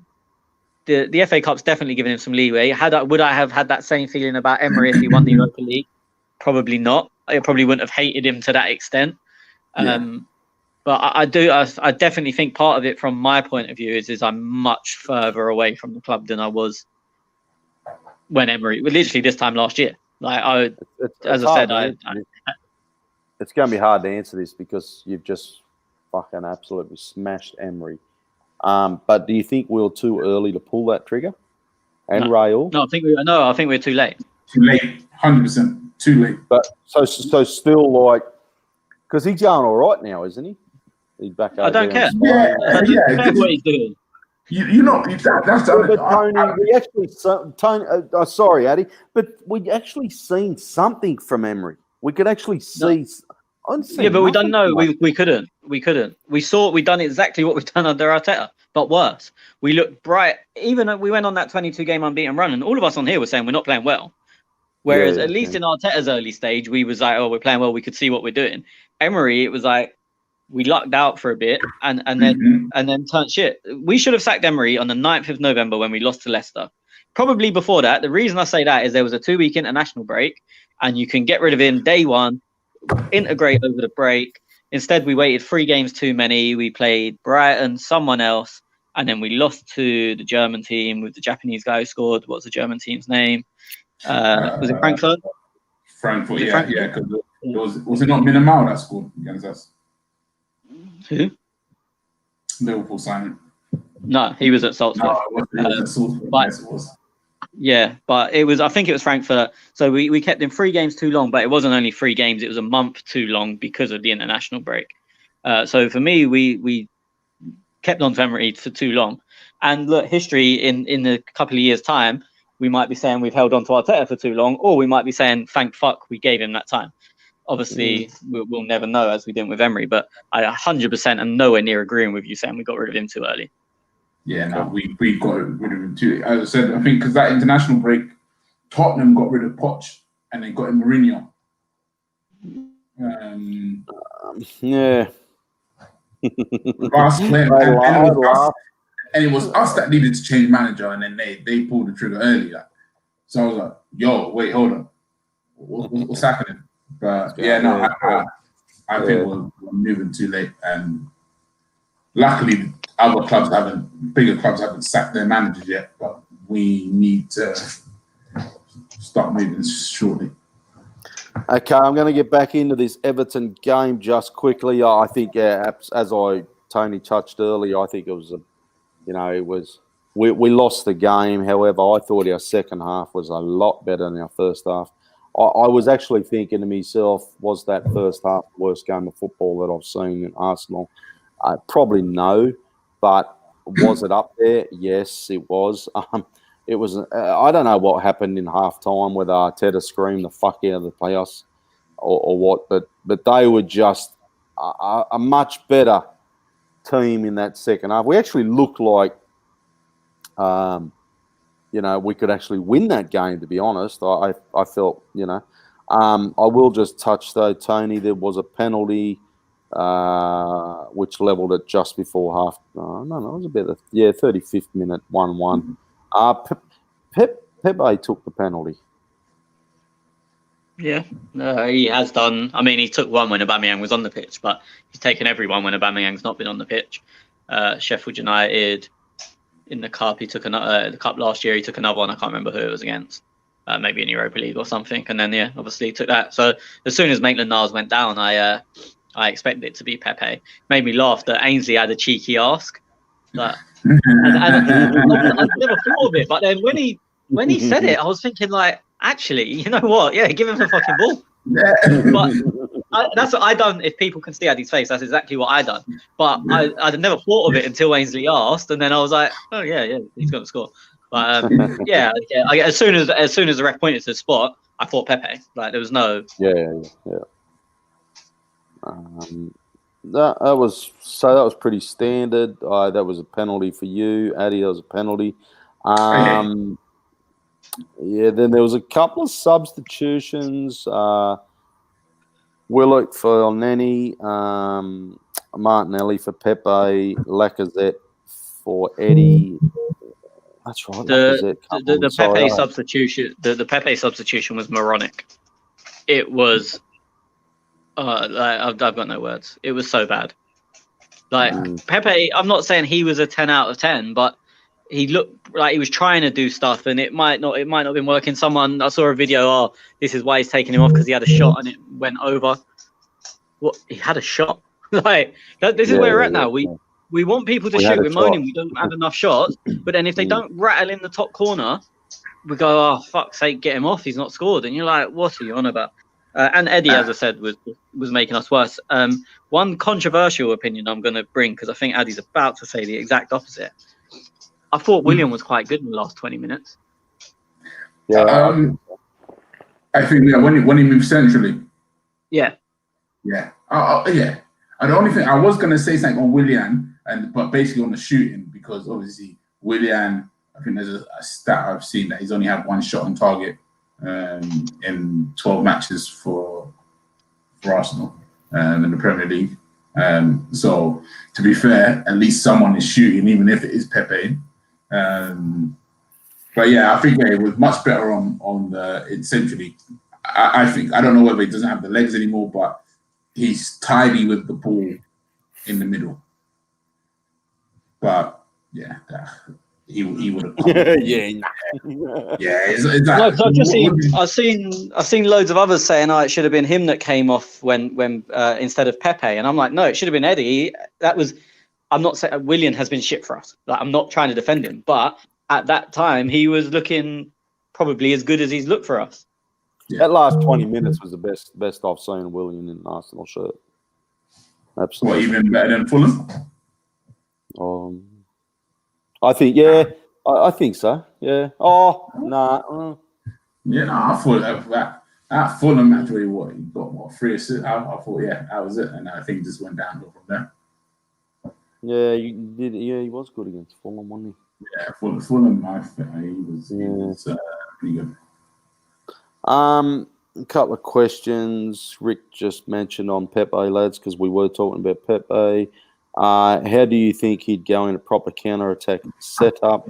Don't like to talk about them down the road, but in their kind of setup, Pepe probably shines, doesn't he, Tony? I mean, look, first of all, I've said this on here before. If we're going to continue to use Pepe, how we're using him, sell him, loan him out, I don't really care. It's not a reflection on Pepe, but the system we're playing is just never going to suit him. And then it puts more and more pressure on him, which makes him more and more tense, and it just makes him a worse player. So that's the first thing on him. Secondly, I think he needs a bit of coaching, and it's my pet hate, and I've had this for years, and I mentioned it with Gabby earlier, wingers that are quick and are not willing to run away from the ball, even as an option. You don't have to do it every time, but Pepe never just goes in behind, or very, very rarely. He always comes to feet. And yeah, we know you can dribble, but you buy yourself extra time if you go in behind sometimes, because the defender's thinking, shit, he's quick, I've got to stay off him. So they give you 5 yards, and then you can go and dribble at them. If you look at Son, he scores a lot of his goals by running in behind. But then against us, the goal, he didn't run in behind. And there's no defender within 10 yards because they've got to sit so deep because they're worried about him running in behind. I think Pepe needs a bit of coaching in doing that. But the main factor on him is this system's never going to work for him. But as I said, I find it with a lot of quick wingers. I mean, it's one of the reasons I used to rate Walcott is because, okay, he only ran away from the ball. But still, that was okay because he's threatening the goal. Like, if you look at, say, because they were rivals at the same time, I'm just going to use this example. If you look at Aaron Lennon, skill set is better than Theo's, nearly as quick, give or take, much better dribbler. Walcott's career was 10 levels above because Aaron Lennon wanted the ball to feet all the time, which means he was never running towards the goal, never got in, never got shots off, never got in behind. Like, there's loads of players throughout history that just didn't do it. And to be honest, even like good players, Cristiano Ronaldo, when he's playing on the wing at Man United, never really got good until he started running in behind.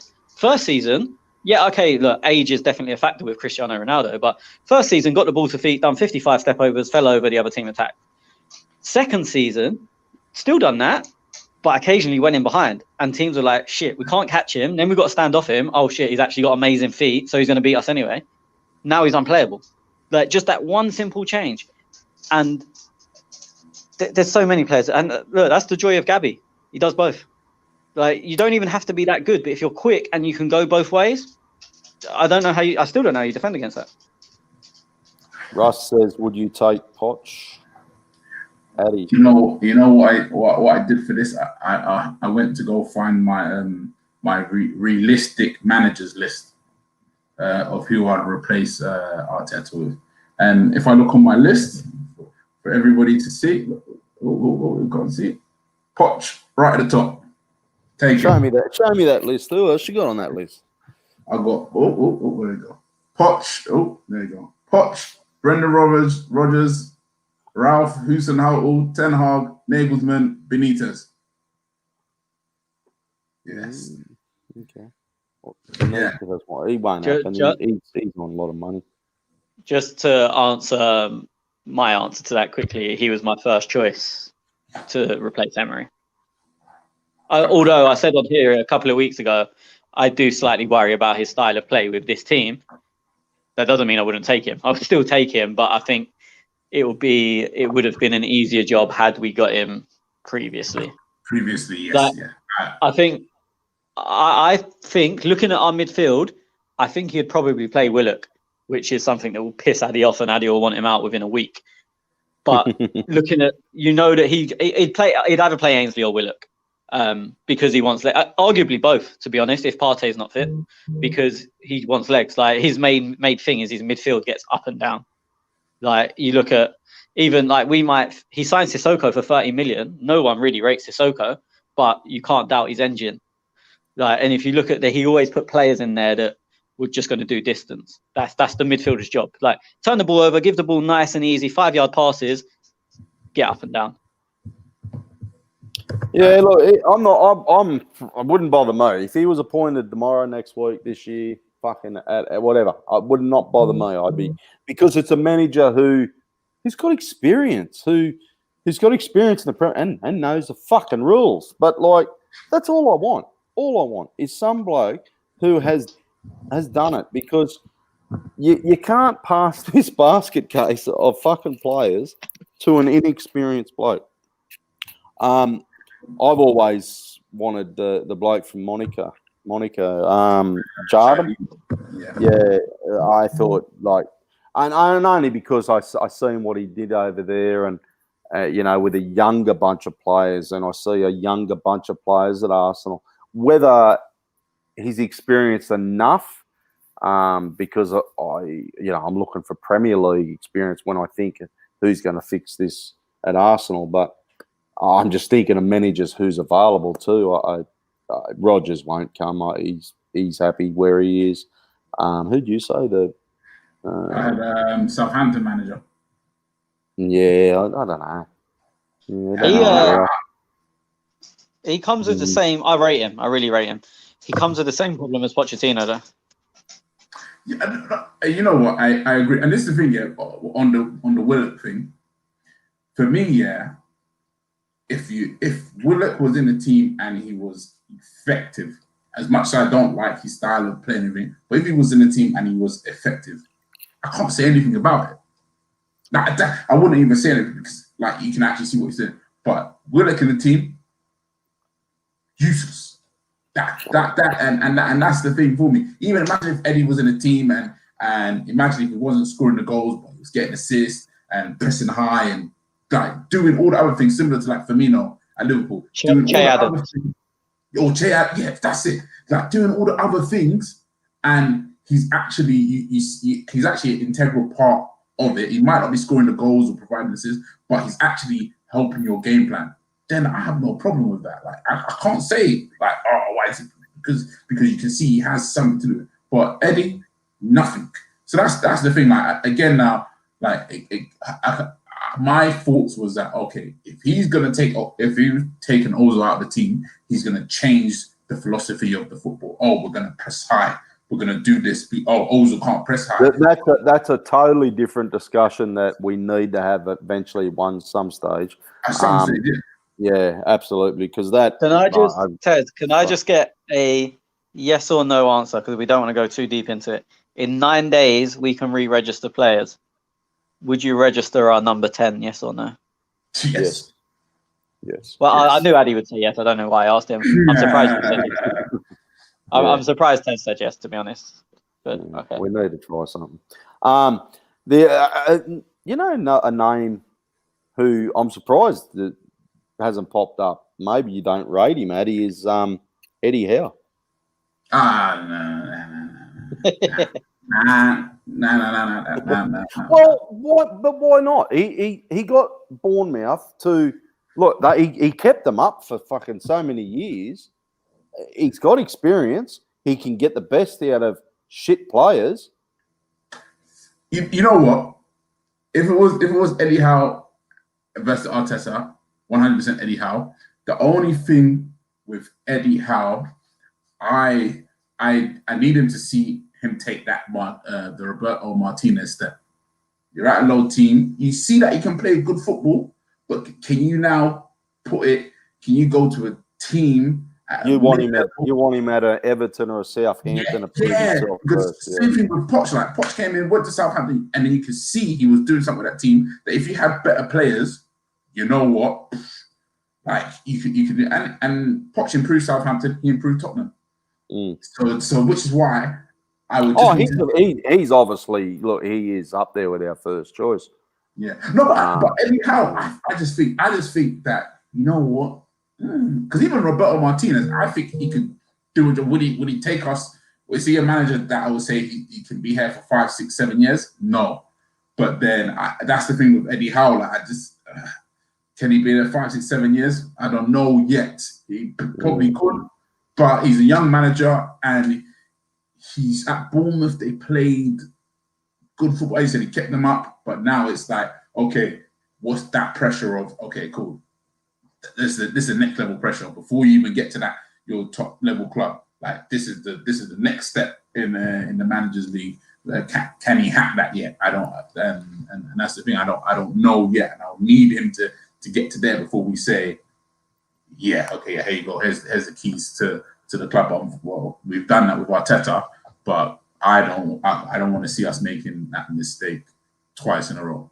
Let's get in an experienced manager, steady the ship, and then imagine if you say, okay, cool. Like for example, Gus Hiddink comes in. You're here. That's a bloke who is going to rebuild you.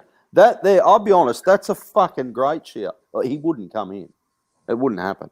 But that's a bloke who could rebuild a fucking team. And that's the manager you're looking at to rebuild you. And these Arsenal fans, and no, look, everyone's got their own opinion. But if you're going to rebuild a team, let's start with a manager who knows how to rebuild a fucking team. The issue, though, is he's too old in that they don't want someone that is going to steady the ship, so to speak, and then have to change hands again. Because then you've got... They're looking for, as Adi said, they're looking for their 5, 6, 7 year manager. Maybe they need someone to steady the ship, but they're not looking for that. They're looking for someone that can be here in 5, 6, 7 years. And a lot of the names listed, I'm not talking about Poch, I'm talking about Hiddink, etc. are not that guy. And it's why Benitez will not be an option. And I know it's almost tongue in cheek. It's why Allardyce and Pulis and Pardew will never be options. I know them names are tongue in cheek, but they're looking for. They don't want to be chopping and changing every 2 years. And the thing is, with them kind of managers, Benitez, Hiddink, blah blah blah, that's going to be the case. And they also don't really. I mean, Benitez does to an extent, but they don't really instill a philosophy. So it's not even easy for the next guy to come and take over. Yeah, but do you bring them in, Tony, as a consultant's probably the worst. I mean, you've mentioned this a lot, but it just doesn't exist. Like it doesn't exist in football. You're either the manager or the head coach, whatever you want to call it, or you're not. Like there's no. I remember, and I'm going back, late 90s, maybe mid 90s. Liverpool had joint managers, and after about 6 months, they sacked one of them. And that was the last time I can remember anyone ever having any. Yeah, but when was the last time that you've seen such a young, inexperienced manager at a so-called top 4 or 6 club? Guardiola. He had experience. He was for Barcelona. He was. I'm talking about Barcelona. Oh, okay. I meant okay. You're right. Okay. No, hold on. But then he had the only thing with Pep, and the only thing I would say with Pep is that Pep had experience at some sort of footballing level. He actually revamped that Barcelona B team when he took over the B team. So it was a risk that the Barcelona management or the Barcelona board said that, you know what, let's take, because we've seen what we could do, what he's done with the Barcelona. And a lot of people will think, B team, under 23s. No, the B team actually plays. They bring him in like that though, Addy, and that. I mean, Real Madrid done the similar. You know, yeah, they've done the same as Zidane, but it's separate from my point. Like this co-manager or consultant or whatever title you want to give it does not exist. Like I know what you're saying, Tez, but you're inventing a job that doesn't exist and will never exist. because you're a manager or you're not.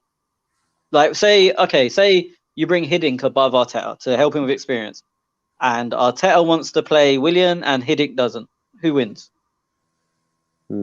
Because that's your manager, and you get rid of the other guy. That's how it works. Like, I know I'm being blunt and to the point, but that's like, you don't have two managers like of anything. It's because someone needs the final say, and whoever has the final say, they're the manager, and that's it. The other guy. Well, the problem is you hit the nail on the head, and that's the problem. Is I'm trying to whack a band-aid on a solution to help a bloke out, but at the end of the day, he's just inexperienced and not up to the job at Arsenal. That just you can't go from I'm Pep's assistant at Manchester City. That's my apprenticeship. I'm an ex-player of Arsenal. I'm now going to be managing a top 6 club. No.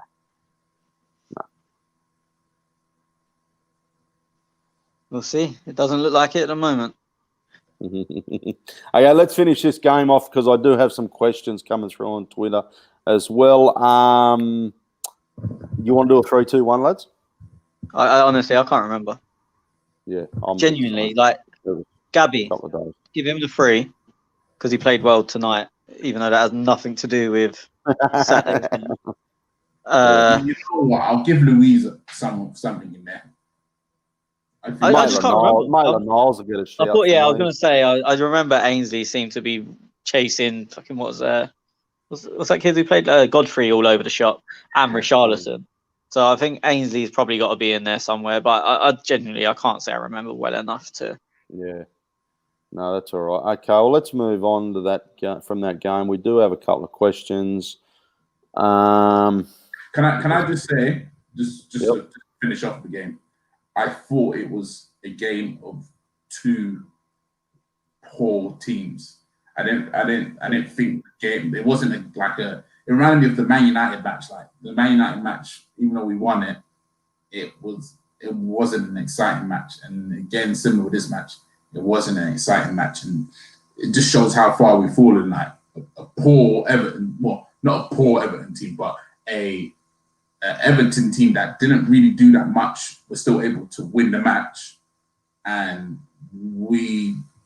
did we really threaten Everton? No, and that's the only thing I'll say again. Like that, we've lost. I think we did in the second half. I think you're a bit harsh. I agree the first half, but I think in the second half. Okay, second half. How many saves did Pickford make? Oh, fuck, I'll have to have a look. Who hit the crossbar? Who hit the crossbar? Louise hit the post. Yeah, Louise hit the crossbar. And I think Saka had I don't know what he crossed it. Yeah, cross shot. But other than that, Pickford, and even that Louise shot, that was Pickford's mistake. Pickford gave that to us because Pickford's crazy. But what I will say is I completely agree with you about it not being a good Everton team, but you probably didn't hear the podcast me and Tez done on Friday night. I don't think there's I think Liverpool are the only good team in the league. And even they're susceptible to being stupid. Like, generally, I think this is the worst Premier League I've ever seen. Like, you look at the teams like Palace go and get a point against Tottenham and were maybe unlucky to not get 3, and then they go and get slapped. What was it, 7-0 in the end? There's Tottenham get slapped by Leicester, who got beat by Fulham 2 weeks before. Like, everyone is shit. You look at even the games we've lost, and this is not trying to make us sound good, but we've been terrible and we've lost by 1 goal. Okay, Burnley is Burnley, but we've lost by 1 goal. Southampton are apparently this world-beaten team and on fire. We drew with them with 10 men. Fucking, who was the other game? Wolves. Both teams were shit, and we lost by 1 goal. Look at Leeds, Manchester United, and Leeds. Like, I put Manchester United in the, and I haven't watched. I didn't think I watched I watched the highlights. You know what I mean? They haven't been that great, Manchester United. But yet they come out and beat Leeds 6-2. I'm like, what? Well, not even that. Like Addy said, we beat a poor United, and I agree. And I think United have generally been shit. They were an actual disgrace in the Manchester derby. If they win their game in hand, they're second. Yeah. And we will all sit here, and most Man United fans will say we've been shit. Mm. They are essentially in second place. The league is shit, except Liverpool. The league is shit, and as I said, Liverpool are having their moments because They were lucky against Fulham. They should have been 3-0 down. And then they got, I mean, for me, the penalty was a penalty, but it's one that maybe wouldn't have been given last year to stay in the game. They lost 7-2 to Villa. Like, they needed a last-minute winner against Tottenham. It's the league is shite. It's just, yeah, it's very weird. It is very weird league. Okay, we've got a couple of questions out of that game. Hack-On, who asks a question every Pez, week. you've got to do your sponsorship thing. Thank you. I forgot all about that, so we'll be back straight after this. For Gooners everywhere, this is the ultimate football app for you. For match highlights, interviews, and the best Arsenal videos and podcasts. Download the free Gunners app now from the App Store and Google Play. There we go. Thanks, old mate. Who's that bloke's name? Fuck, I am hopeless. I was only talking to him the other day too. Louis at gunners.com. Okay, Hack-On asks a question every week. It's really sad thinking about the old times. Just take a minute to reflect on that. Do you know? I don't know if you've seen. Well, go on, yeah.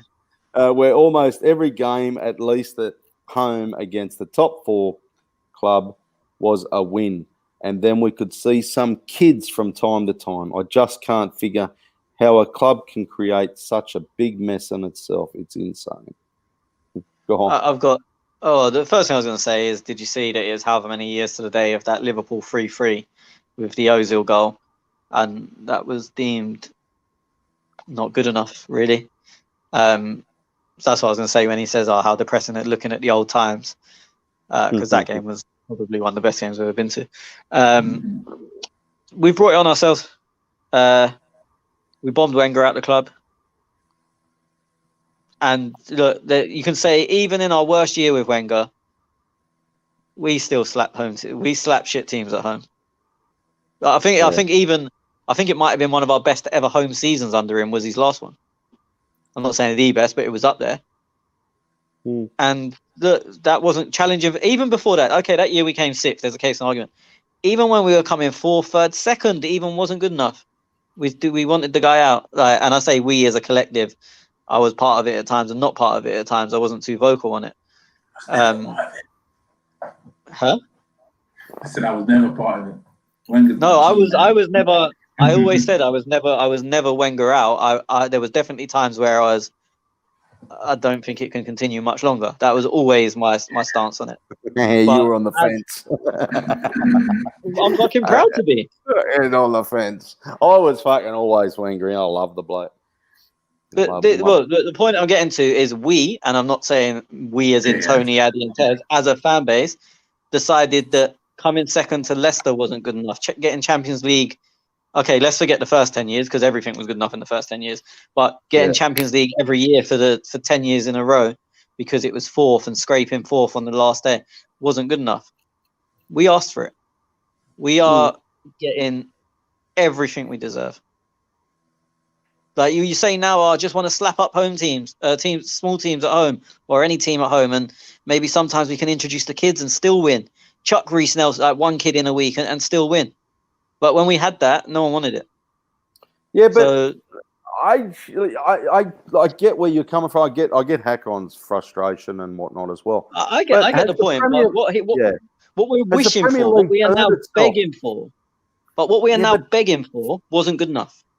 Yeah, but Tony, I think me and you spoke about this the other day. I can't remember what we said, but I remember I said to you that the top 4 has become the top 6 and is it now the top 12? You know, like the Premier League is so congested in teams.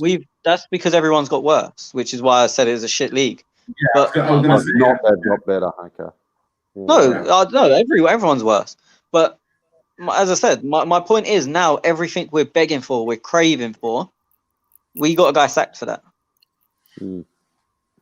I agree with that. I was just gonna quickly say that I think as well how the board has evolved has been horrific. Cool, we can focus on the pitch as well. And again, I will blame Arteta for things that's happening on the pitch, but then I do have to say the structure of the board, and especially how they got rid of Arsene, knowing that they had not even gotten the structure of the board correctly and the backroom staff and everything above correct was just a criminal in my point of view. And obviously, I know they asked Wenger to keep staying on because they hadn't got that structure in yet. But really and truly, they even when they asked him to go and he went, that wasn't even in place correctly. Yeah, look, and times have I am changed. can I just play devil's advocate slightly? I am going to slightly defend them there because they couldn't put structure in place while Wenger was there because he refused it. So he's openly admitted, they asked him, do you want a director of football? He said, I direct football. Yeah. What was the director? I remember his interview. So why I completely agree with what you're saying in that the structure weren't there, but they would never have been able to have. It's like one of them. What'd you call it? Catch 22. Right? Yeah. Because yes, we want the structure, but we can't have it while this guy's here, which makes it impossible to replace him. Like he had too much power, and it was always going to be. I mean, I don't know if they could have. I don't know how hard they tried to come to some agreement with him, but to say, look, we're trying to get you ready for the next guy, so we're going to put these things in place. They don't affect you too much. So on the day-to-day, you still do you, but these guys, it means they've got their feet under the table when the next guy comes. I don't know if them conversations happen with Wenger, but the problem is, I'm not really defending them because I agree with everything you said, but I don't think the two systems could have ever been in place at the same time, from what we know from the outside. Okay, just a couple of comments coming through. Welcome, Stefan. Harrington. What am I reading here? Harrington. Oh, fucking balls this up. But anyway. Right, Steph. Welcome, Steph. It says Addy is absolutely correct. The structure of the club is a joke. Thank you, and I haven't seen you pop in before, but yeah, thank you for popping in, and thanks for that. Russ. No, Rick said, when is that African geezer buying us? He needs to hurry. Rick, come on, mate. You just told me like 10 minutes ago or half an hour ago that we're in a rebuilding stage. Now you want the African bloke to come in and rebuild us overnight. Jesus Christ. There's no chance of it happening. I've been saying this for like 5 years. Dan Gote would buy Arsenal. And he will put the money on the table. Bam! We even put some on top. But this guy is all about his money, and that's his problem. As much as he loves Arsenal, the guy loves money too much. So I think until he sorts out what he's doing in Nigeria, then he's gonna come back. And that's been taking like donkey years. But once that actually is sorted, the guy will be ready. But yeah, I think it's going to be a point of, and I spoke about Stan's investment. You know, at what point does Stan pop in and say, my investment's gone to shit? You know, and we are in times of COVID, and we're in times that I don't know how investments, blokes who have invested shitloads of money in things, but they're probably looking at, their investments very, very thoroughly with the accountant and going, well, this ain't working. It's time to cash out. Maybe at some point that they do cash out. I don't know. Like, I can only, do I hope? I don't know. I don't. Sometimes the grass isn't so much greener on the other side. The Tez's kids have just dropped something. The investment is safe because they have real estate in central London. Like, obviously not going to happen, but the Emirates as a block of flats would be worth over £1 billion. Like, their investment's cool. And then they've got all of the other buildings, Highbury House, London Colney, blah, blah, blah. I don't ever see Dangote coming in. I think the guy just wants to be famous. I'm sure of it. Like, every time something happens, he just pops up. And like, I know what you're saying, which is a story going around. Is it an oil? I think it's oil. It's something going on in Nigeria. But he's been talking for time. And it was I just need this. I think it was 2013. And he was like, I just need this to finish. It's going to take 18 months, and then I'm all in on Arsenal. And then in 2015, they've gone, it's been 18 months now. And he's like, I'm going to come, and the first thing I'm going to do is sack Wenger. I remember that. And that was when I was like, you're not serious. Yeah, he did actually, didn't he? Yeah, you don't come into, you don't, that's not how you buy business. Anything? So from that day, I was like, this is never, ever going to happen, because it's the second time we've heard of him. He's coming out with ridiculous headlines.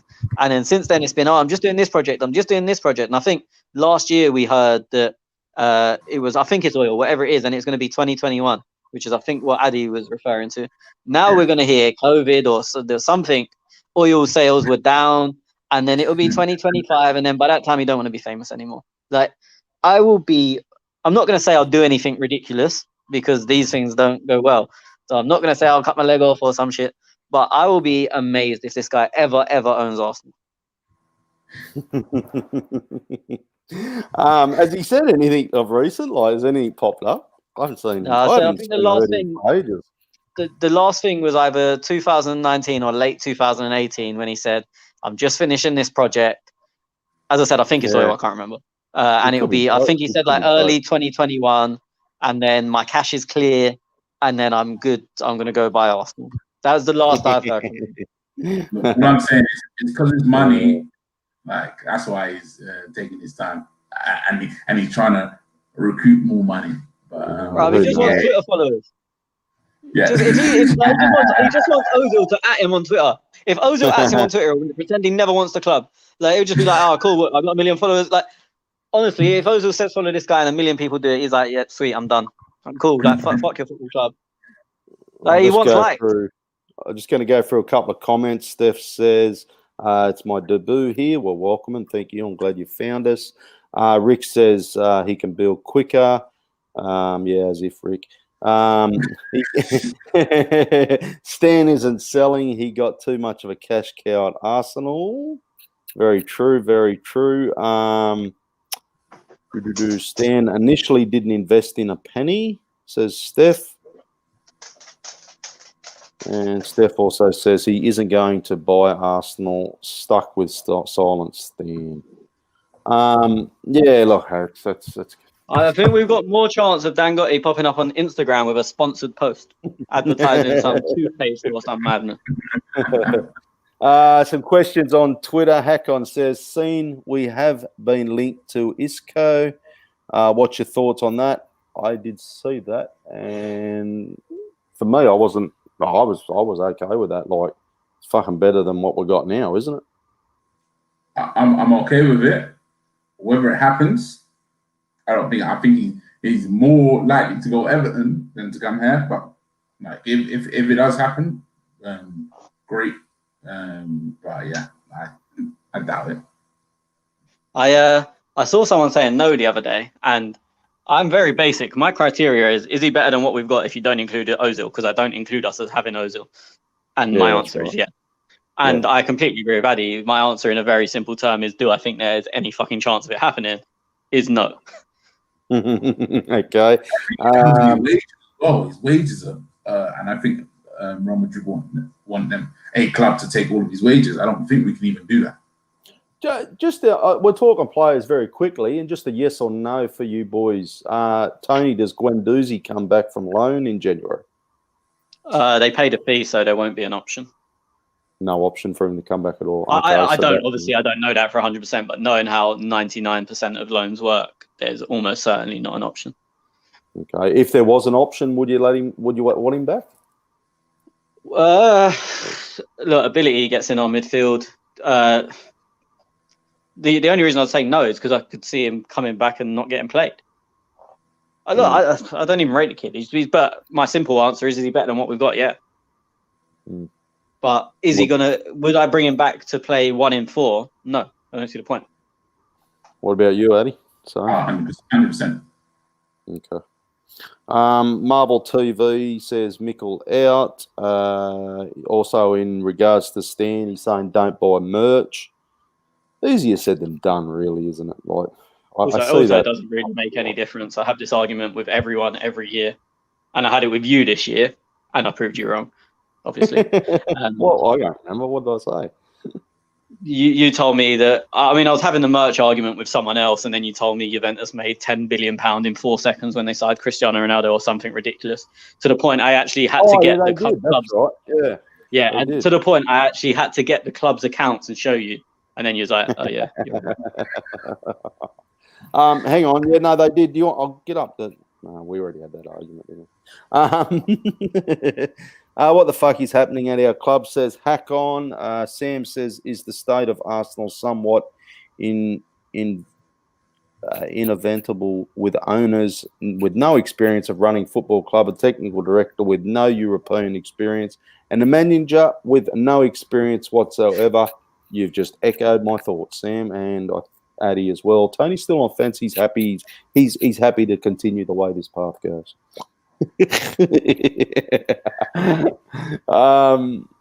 Raf, until he turns up for games, because when he turns up for games, then it's upsetting him. Look, I said if we remain on the same amount of points on January the 1st as we're on now, there's no other option. Yeah, I'm just the emotional thing. Look, you can't help your emotions. When I'm there, I get more emotional. That's natural. Raf says, do you think the players started questioning Arteta's decision from the start of the season and their faith has diminished as a result have gone against us? Decisions like excluding Ozil, Saliba, selling Emi, losing Freddie, they're all popular and long-standing members of the club. And look, I agree with some of that. Ozil and Saliba has baffled me. Maitland-Niles is there's decisions that are at the club that are just showing me. I get the Guendouzi thing. I do get that, but you've got to replace the Guendouzi. So you basically replaced him with El Neni. So when you decided to send Guendouzi out on loan, you've gone, we've got El Neni. That's what you've done. I think a lot of this comes down to inexperience. It's just the bloke who, it's too much. That fucking interview, during the week with the percentages, that's a bloke in major trouble. Fuck. Did you hear what he said after he had a basketball analogy, in the group chat? He's honestly he's lost it. I'm not gonna lie. I genuinely thought that was fake at first. You read something, he can't have said that. But on the actual question, I disagree, and I'm just going to quickly go through the reasons why. They won the FA Cup when Ozil and Guendouzi were already frozen out, so you can't say did them decisions make that difference. Okay, Saliba's a different story, but I don't know. I don't think he'd have had enough pull within the club to make people upset about it. Freddie, to be honest, he was basically gone anyway. They didn't even let the guy sit on the bench, so it's not like do you know what I mean? It's not like a big change. They basically got rid of me. Freddie sat in the stands, I sat in the stands. No one cared, and they didn't particularly like Freddie as a manager because I don't know what the right word is, but there was that Everton away actually where he was just like fuck you lot and played all the kids. Yeah. So they didn't particularly. They might come out now. Obviously, he's a club legend, so you've got to come out and go, we've got great respect for him, blah blah blah, give it all the lip service. But the players didn't like him anyway. So look, there's definitely people will be questioning certain decisions, and I'd imagine Meza is one of them. Especially, what baffles me is Ozil still training. So the players are training with this guy every day, and he's going to do stuff that's good. He is a very talented man. So it might not be every day, but occasionally Ozil's going to do stuff that's good. Or you might be in trouble and you think, give it to Ozil. He's not going to lose the ball. And then, so it could be one day and you're like, he's the best guy in training. And you look up on the match day and you've got Eddie in front of you. And you're like, if you're going to bomb someone off, do it properly. Yeah. Honestly, that was something I was going to say. It just doesn't make sense. You didn't put this guy in the squad, but he's around. Send him, at least make it known fully that you don't want the guy at the club. Let him train. That's ridiculous, mate. Let's pay a bloke $350K a week to go to training, and you look stupid. Honestly, unless now Ozil's smart enough and said, okay, you know what, I'll put something in my contract that says I can never train with any of the youth teams. But again, I don't think Ozil would put that in a contract when obviously at the time of him signing the contract, they were begging him to say. So I don't think I'll be in the contract. But why would you? But you know what the other thing is? Arteta he looked like he was going to be in Arteta's plans. It looked like that bridge had mended after Emery, right? He played, 6 games or something back? I think 10. Might have been 10, okay. So it almost looked like that had been sorted. But then all of a sudden, you've China thrown a happened. curveball. Straight after lockdown. China happened. That's it. For me. People will disagree with me, and I don't even care anymore. I'm not even willing to argue about it. China happened. There's no other logical reason, because as well, in them 10 or so games, Ozil was our best player. And again, people don't like him because of what he earned. I'm not even willing to argue with anyone. He was our best player. China happened. That's the only logical reason, and I think that's the reason why he's training as well. And then if the club bombed him off completely, which is what me and Addy both said, then I think Arteta does look a bit like a prick, because you're actually bombing him off because of his religious beliefs, essentially. But it just must be so hard. Imagine in any world of work, you're working with someone who's good, and then you come to the weekend when it matters, the crunch time, and that guy's not there. It's just, it is. I just had a question up here. I think it was a statement actually after the game tonight. Steph says, "I am in England. Arteta was talking utter nonsense." I will watch that after this podcast because it's the second or third time it's come up now. Bless his heart out, but not good enough.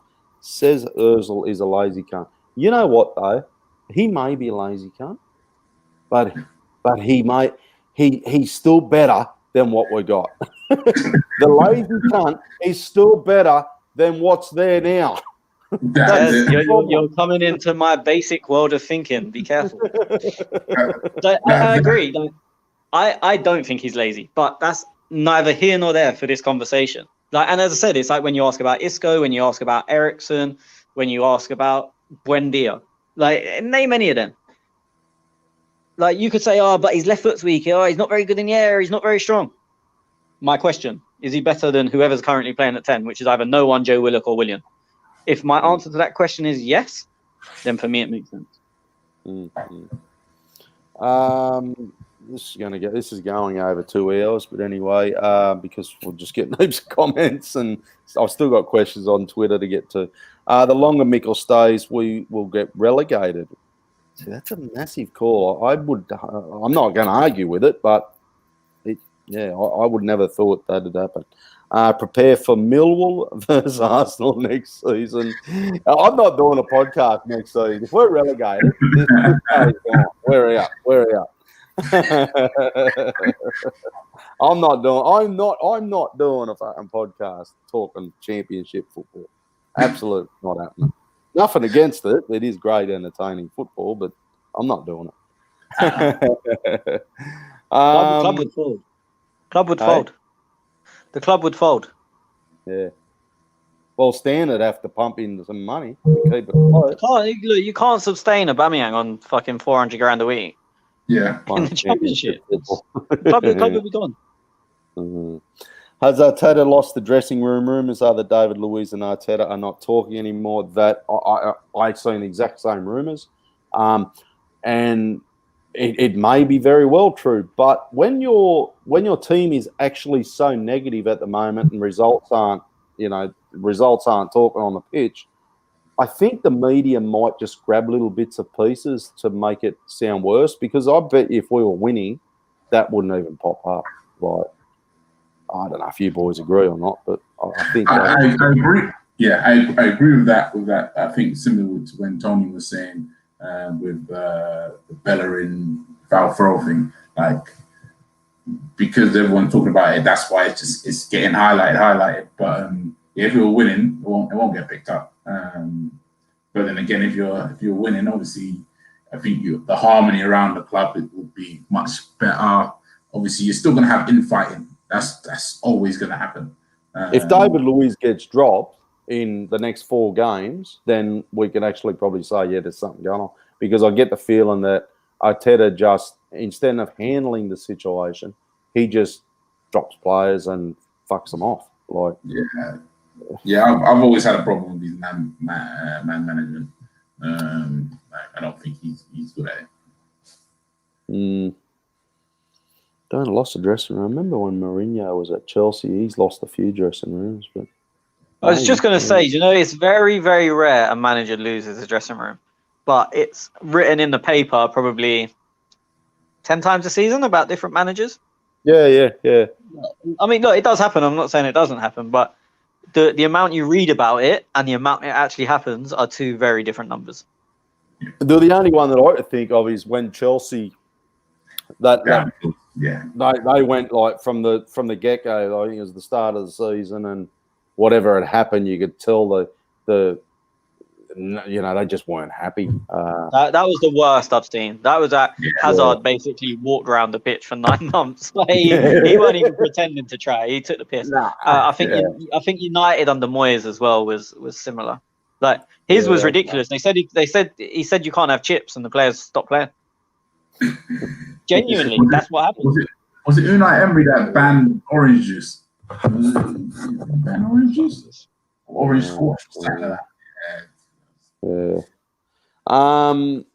Sandeep, he's got a couple here. He did ask about the dressing room. Sandeep also says, I noticed this with Emery and now Arteta. When a manager is under pressure, one would assume they would try to make decisions that will help the team turn around their poor form. Decisions to make holding captain against Everton was a poor decision. I agree, Tony. You touched on that before. Sandeep goes on and says, we have lost 8 of our 12 games. Has it been that many? Oh, okay, I thought 5. 8 of 14, I think. 8 of 14. Okay. And people are hoping to get Arteta sacked. I don't see the board sacking Arteta anytime soon because the backup manager is not lined up. You can't sack a manager without lining up a successor. What do you guys think?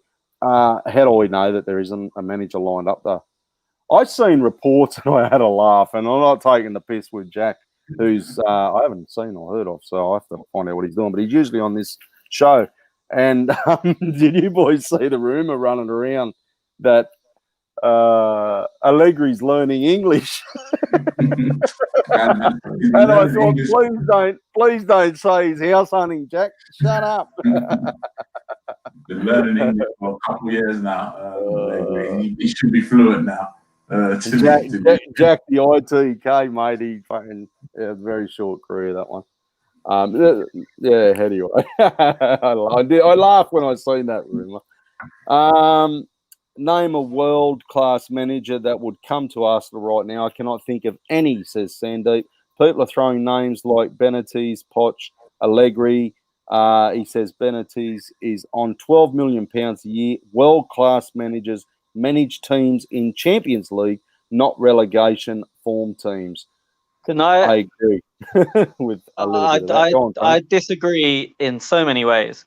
Firstly, why do they? If everyone's as bad as Arteta tells me, if Arteta's as bad as everyone tells me, why does the next guy have to be world class? You just want to step up. Obviously, world class is ideal, but people are telling me he's a conference manager. Or I'll make that make sense to Tez. People tell me he's a championship manager. So why are you going from championship to world class? You just need Premier League competence, surely, a minimum. Like if you're going to change, and then secondly, like the Premier League talks, London talks, money talks. Like look at fucking James Rodriguez plays for Everton. Like you can go down the list and how the fuck's he ended up there? Like the amount of money in the Premier League, the amount of prestige in the Premier League, just people want to come to the Premier League. Like. Me and Glenn had this conversation. Glenn, who's usually a regular, the other day actually, and he said, "I don't know if any manager would want to come to Arsenal." Halls and Marble just mentioned as well what I was just about to touch on. That where was it? That we are actually, as you say, Tony, London, Arsenal. We are a global brand, boys. Like anyone that I would think of. I couldn't think of a bloke who wouldn't want to coach Arsenal. That's also, if you rate yourself as a good manager, it's the easiest job in the world. We're underperforming so much. You get us to 6th. You look like a fucking hero. Like, why wouldn't you take it? It's more of a saying from boxing when they always go, "Oh, he's shit, I'd batter him." Go on then, do it. It's the easiest job in the world. He's got a big name. Like, let's say Anthony Joshua. Like when Fury says Anthony Joshua's shit, I'm gonna batter him. Go and do it. He's got a huge name. If he's as shit as you say he is, go and do it. You're the hero. Like, it's the same thing with this. We're underachieving so much that anyone who fancies himself will see it as a dream job. And even if it's only a stepping stone, which is a horrible thought for Arsenal Football Club, fucking what a way to do it. Take Arsenal from 16th to 5th or 4th and then go, look what I've done in 1-2 years. I'm a fucking genius. Where's Real Madrid at? Yeah, no, true. It is, yeah.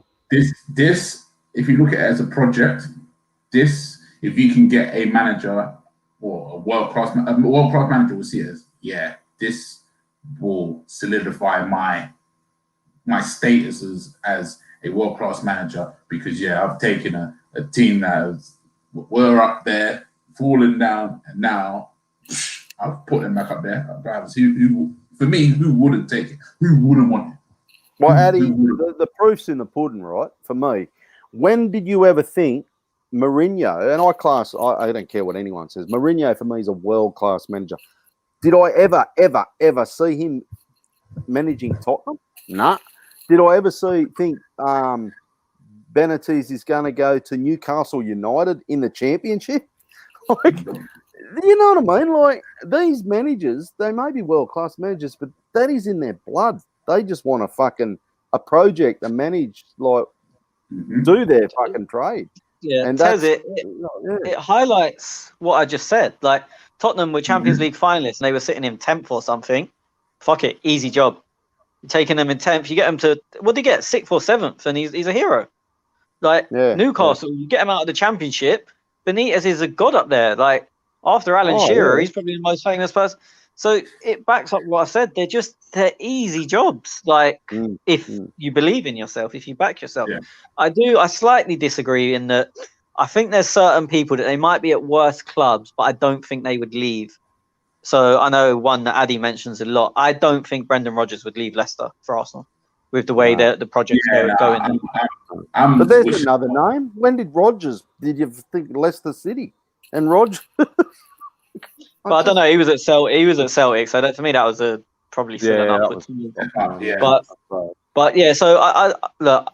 I'm not saying I definitely don't agree that no one would want to come to us, but I also don't agree that everyone would come to us. Like, as I said, I think there's certain people that they're just in a good project, and they would happily say that. Hasenhüttl, is an interesting one because I think he could be tempted away. Whereas Rodgers, I don't know. But with Rodgers, I feel like you couldn't get him. That's personal opinion. With Hasenhüttl, I think you could. But are them times gone where the bigger clubs looked for, a Southampton, Everton? Like, there's another one. Everton. Oh, fucking Jesus. That's you know what I mean? Like, it's like how the fuck did they get him? It's got me completely fucked. But, like, has that gone now? Because you're not looking at the Southampton. I don't know if I've seen. Well, let's look at it now. Liverpool, Man City. You could say, I'm going to still say Arsenal are a top 6 club. Manchester United. There's none of them managers, Chelsea, who have come from a mid-table team, are they? They're all. Well, but it's worse than that. Well, no, but it's worse than that because if you want to technically be correct, Lampard came from Derby and Solskjaer came from Mould and then Cardiff, or Cardiff and then Mould. Yeah, okay, no, that's true. Yeah, that is worse. True. Yeah. Which is why again I agree with Tez when he said that the Premier League is shit. I don't think we have the elite of managers. In there, I think we've got a crop, an elite 2. Then you've got a crop of managers that are slowly working their way in their teams and in the league. Jose's top, but not with Tottenham. I don't see them on a par. You know what I think it is, Addy? I think there's more money in these teams to throw at these managers. 100%. Like, Everton was never ever in a position 10 years ago to go and get an Ancelotti. Yeah, 100%. 100%. But so there's definitely more money, and Addy's saying the league's weak because we don't have the top managers, which I agree with.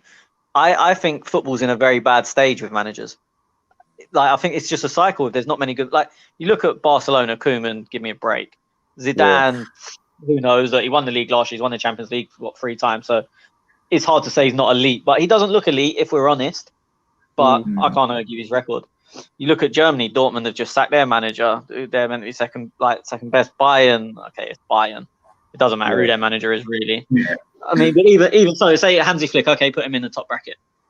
Juventus, Pirlo, Gattuso's, come on. like, do you know what I mean? Like, you look. I don't think there's what I would class as top tier managers. I don't think there's many. No. Like, when you've got Koeman managing Barcelona. Yeah, I know. No, there's a few. I'm not saying there's no world-class managers out there, but when you've got Koeman managing Barcelona, I just don't think they're out there, and that's where I think you've got to look at the likes of a Hassan Hool, who he'll never be considered that level until he goes to a bigger club.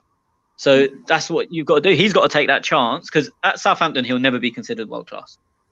So he is, at some point, and I'm not saying it's us, has to go to a club, do well there at a big club, and then he enters that bracket. And I think that's the only way in.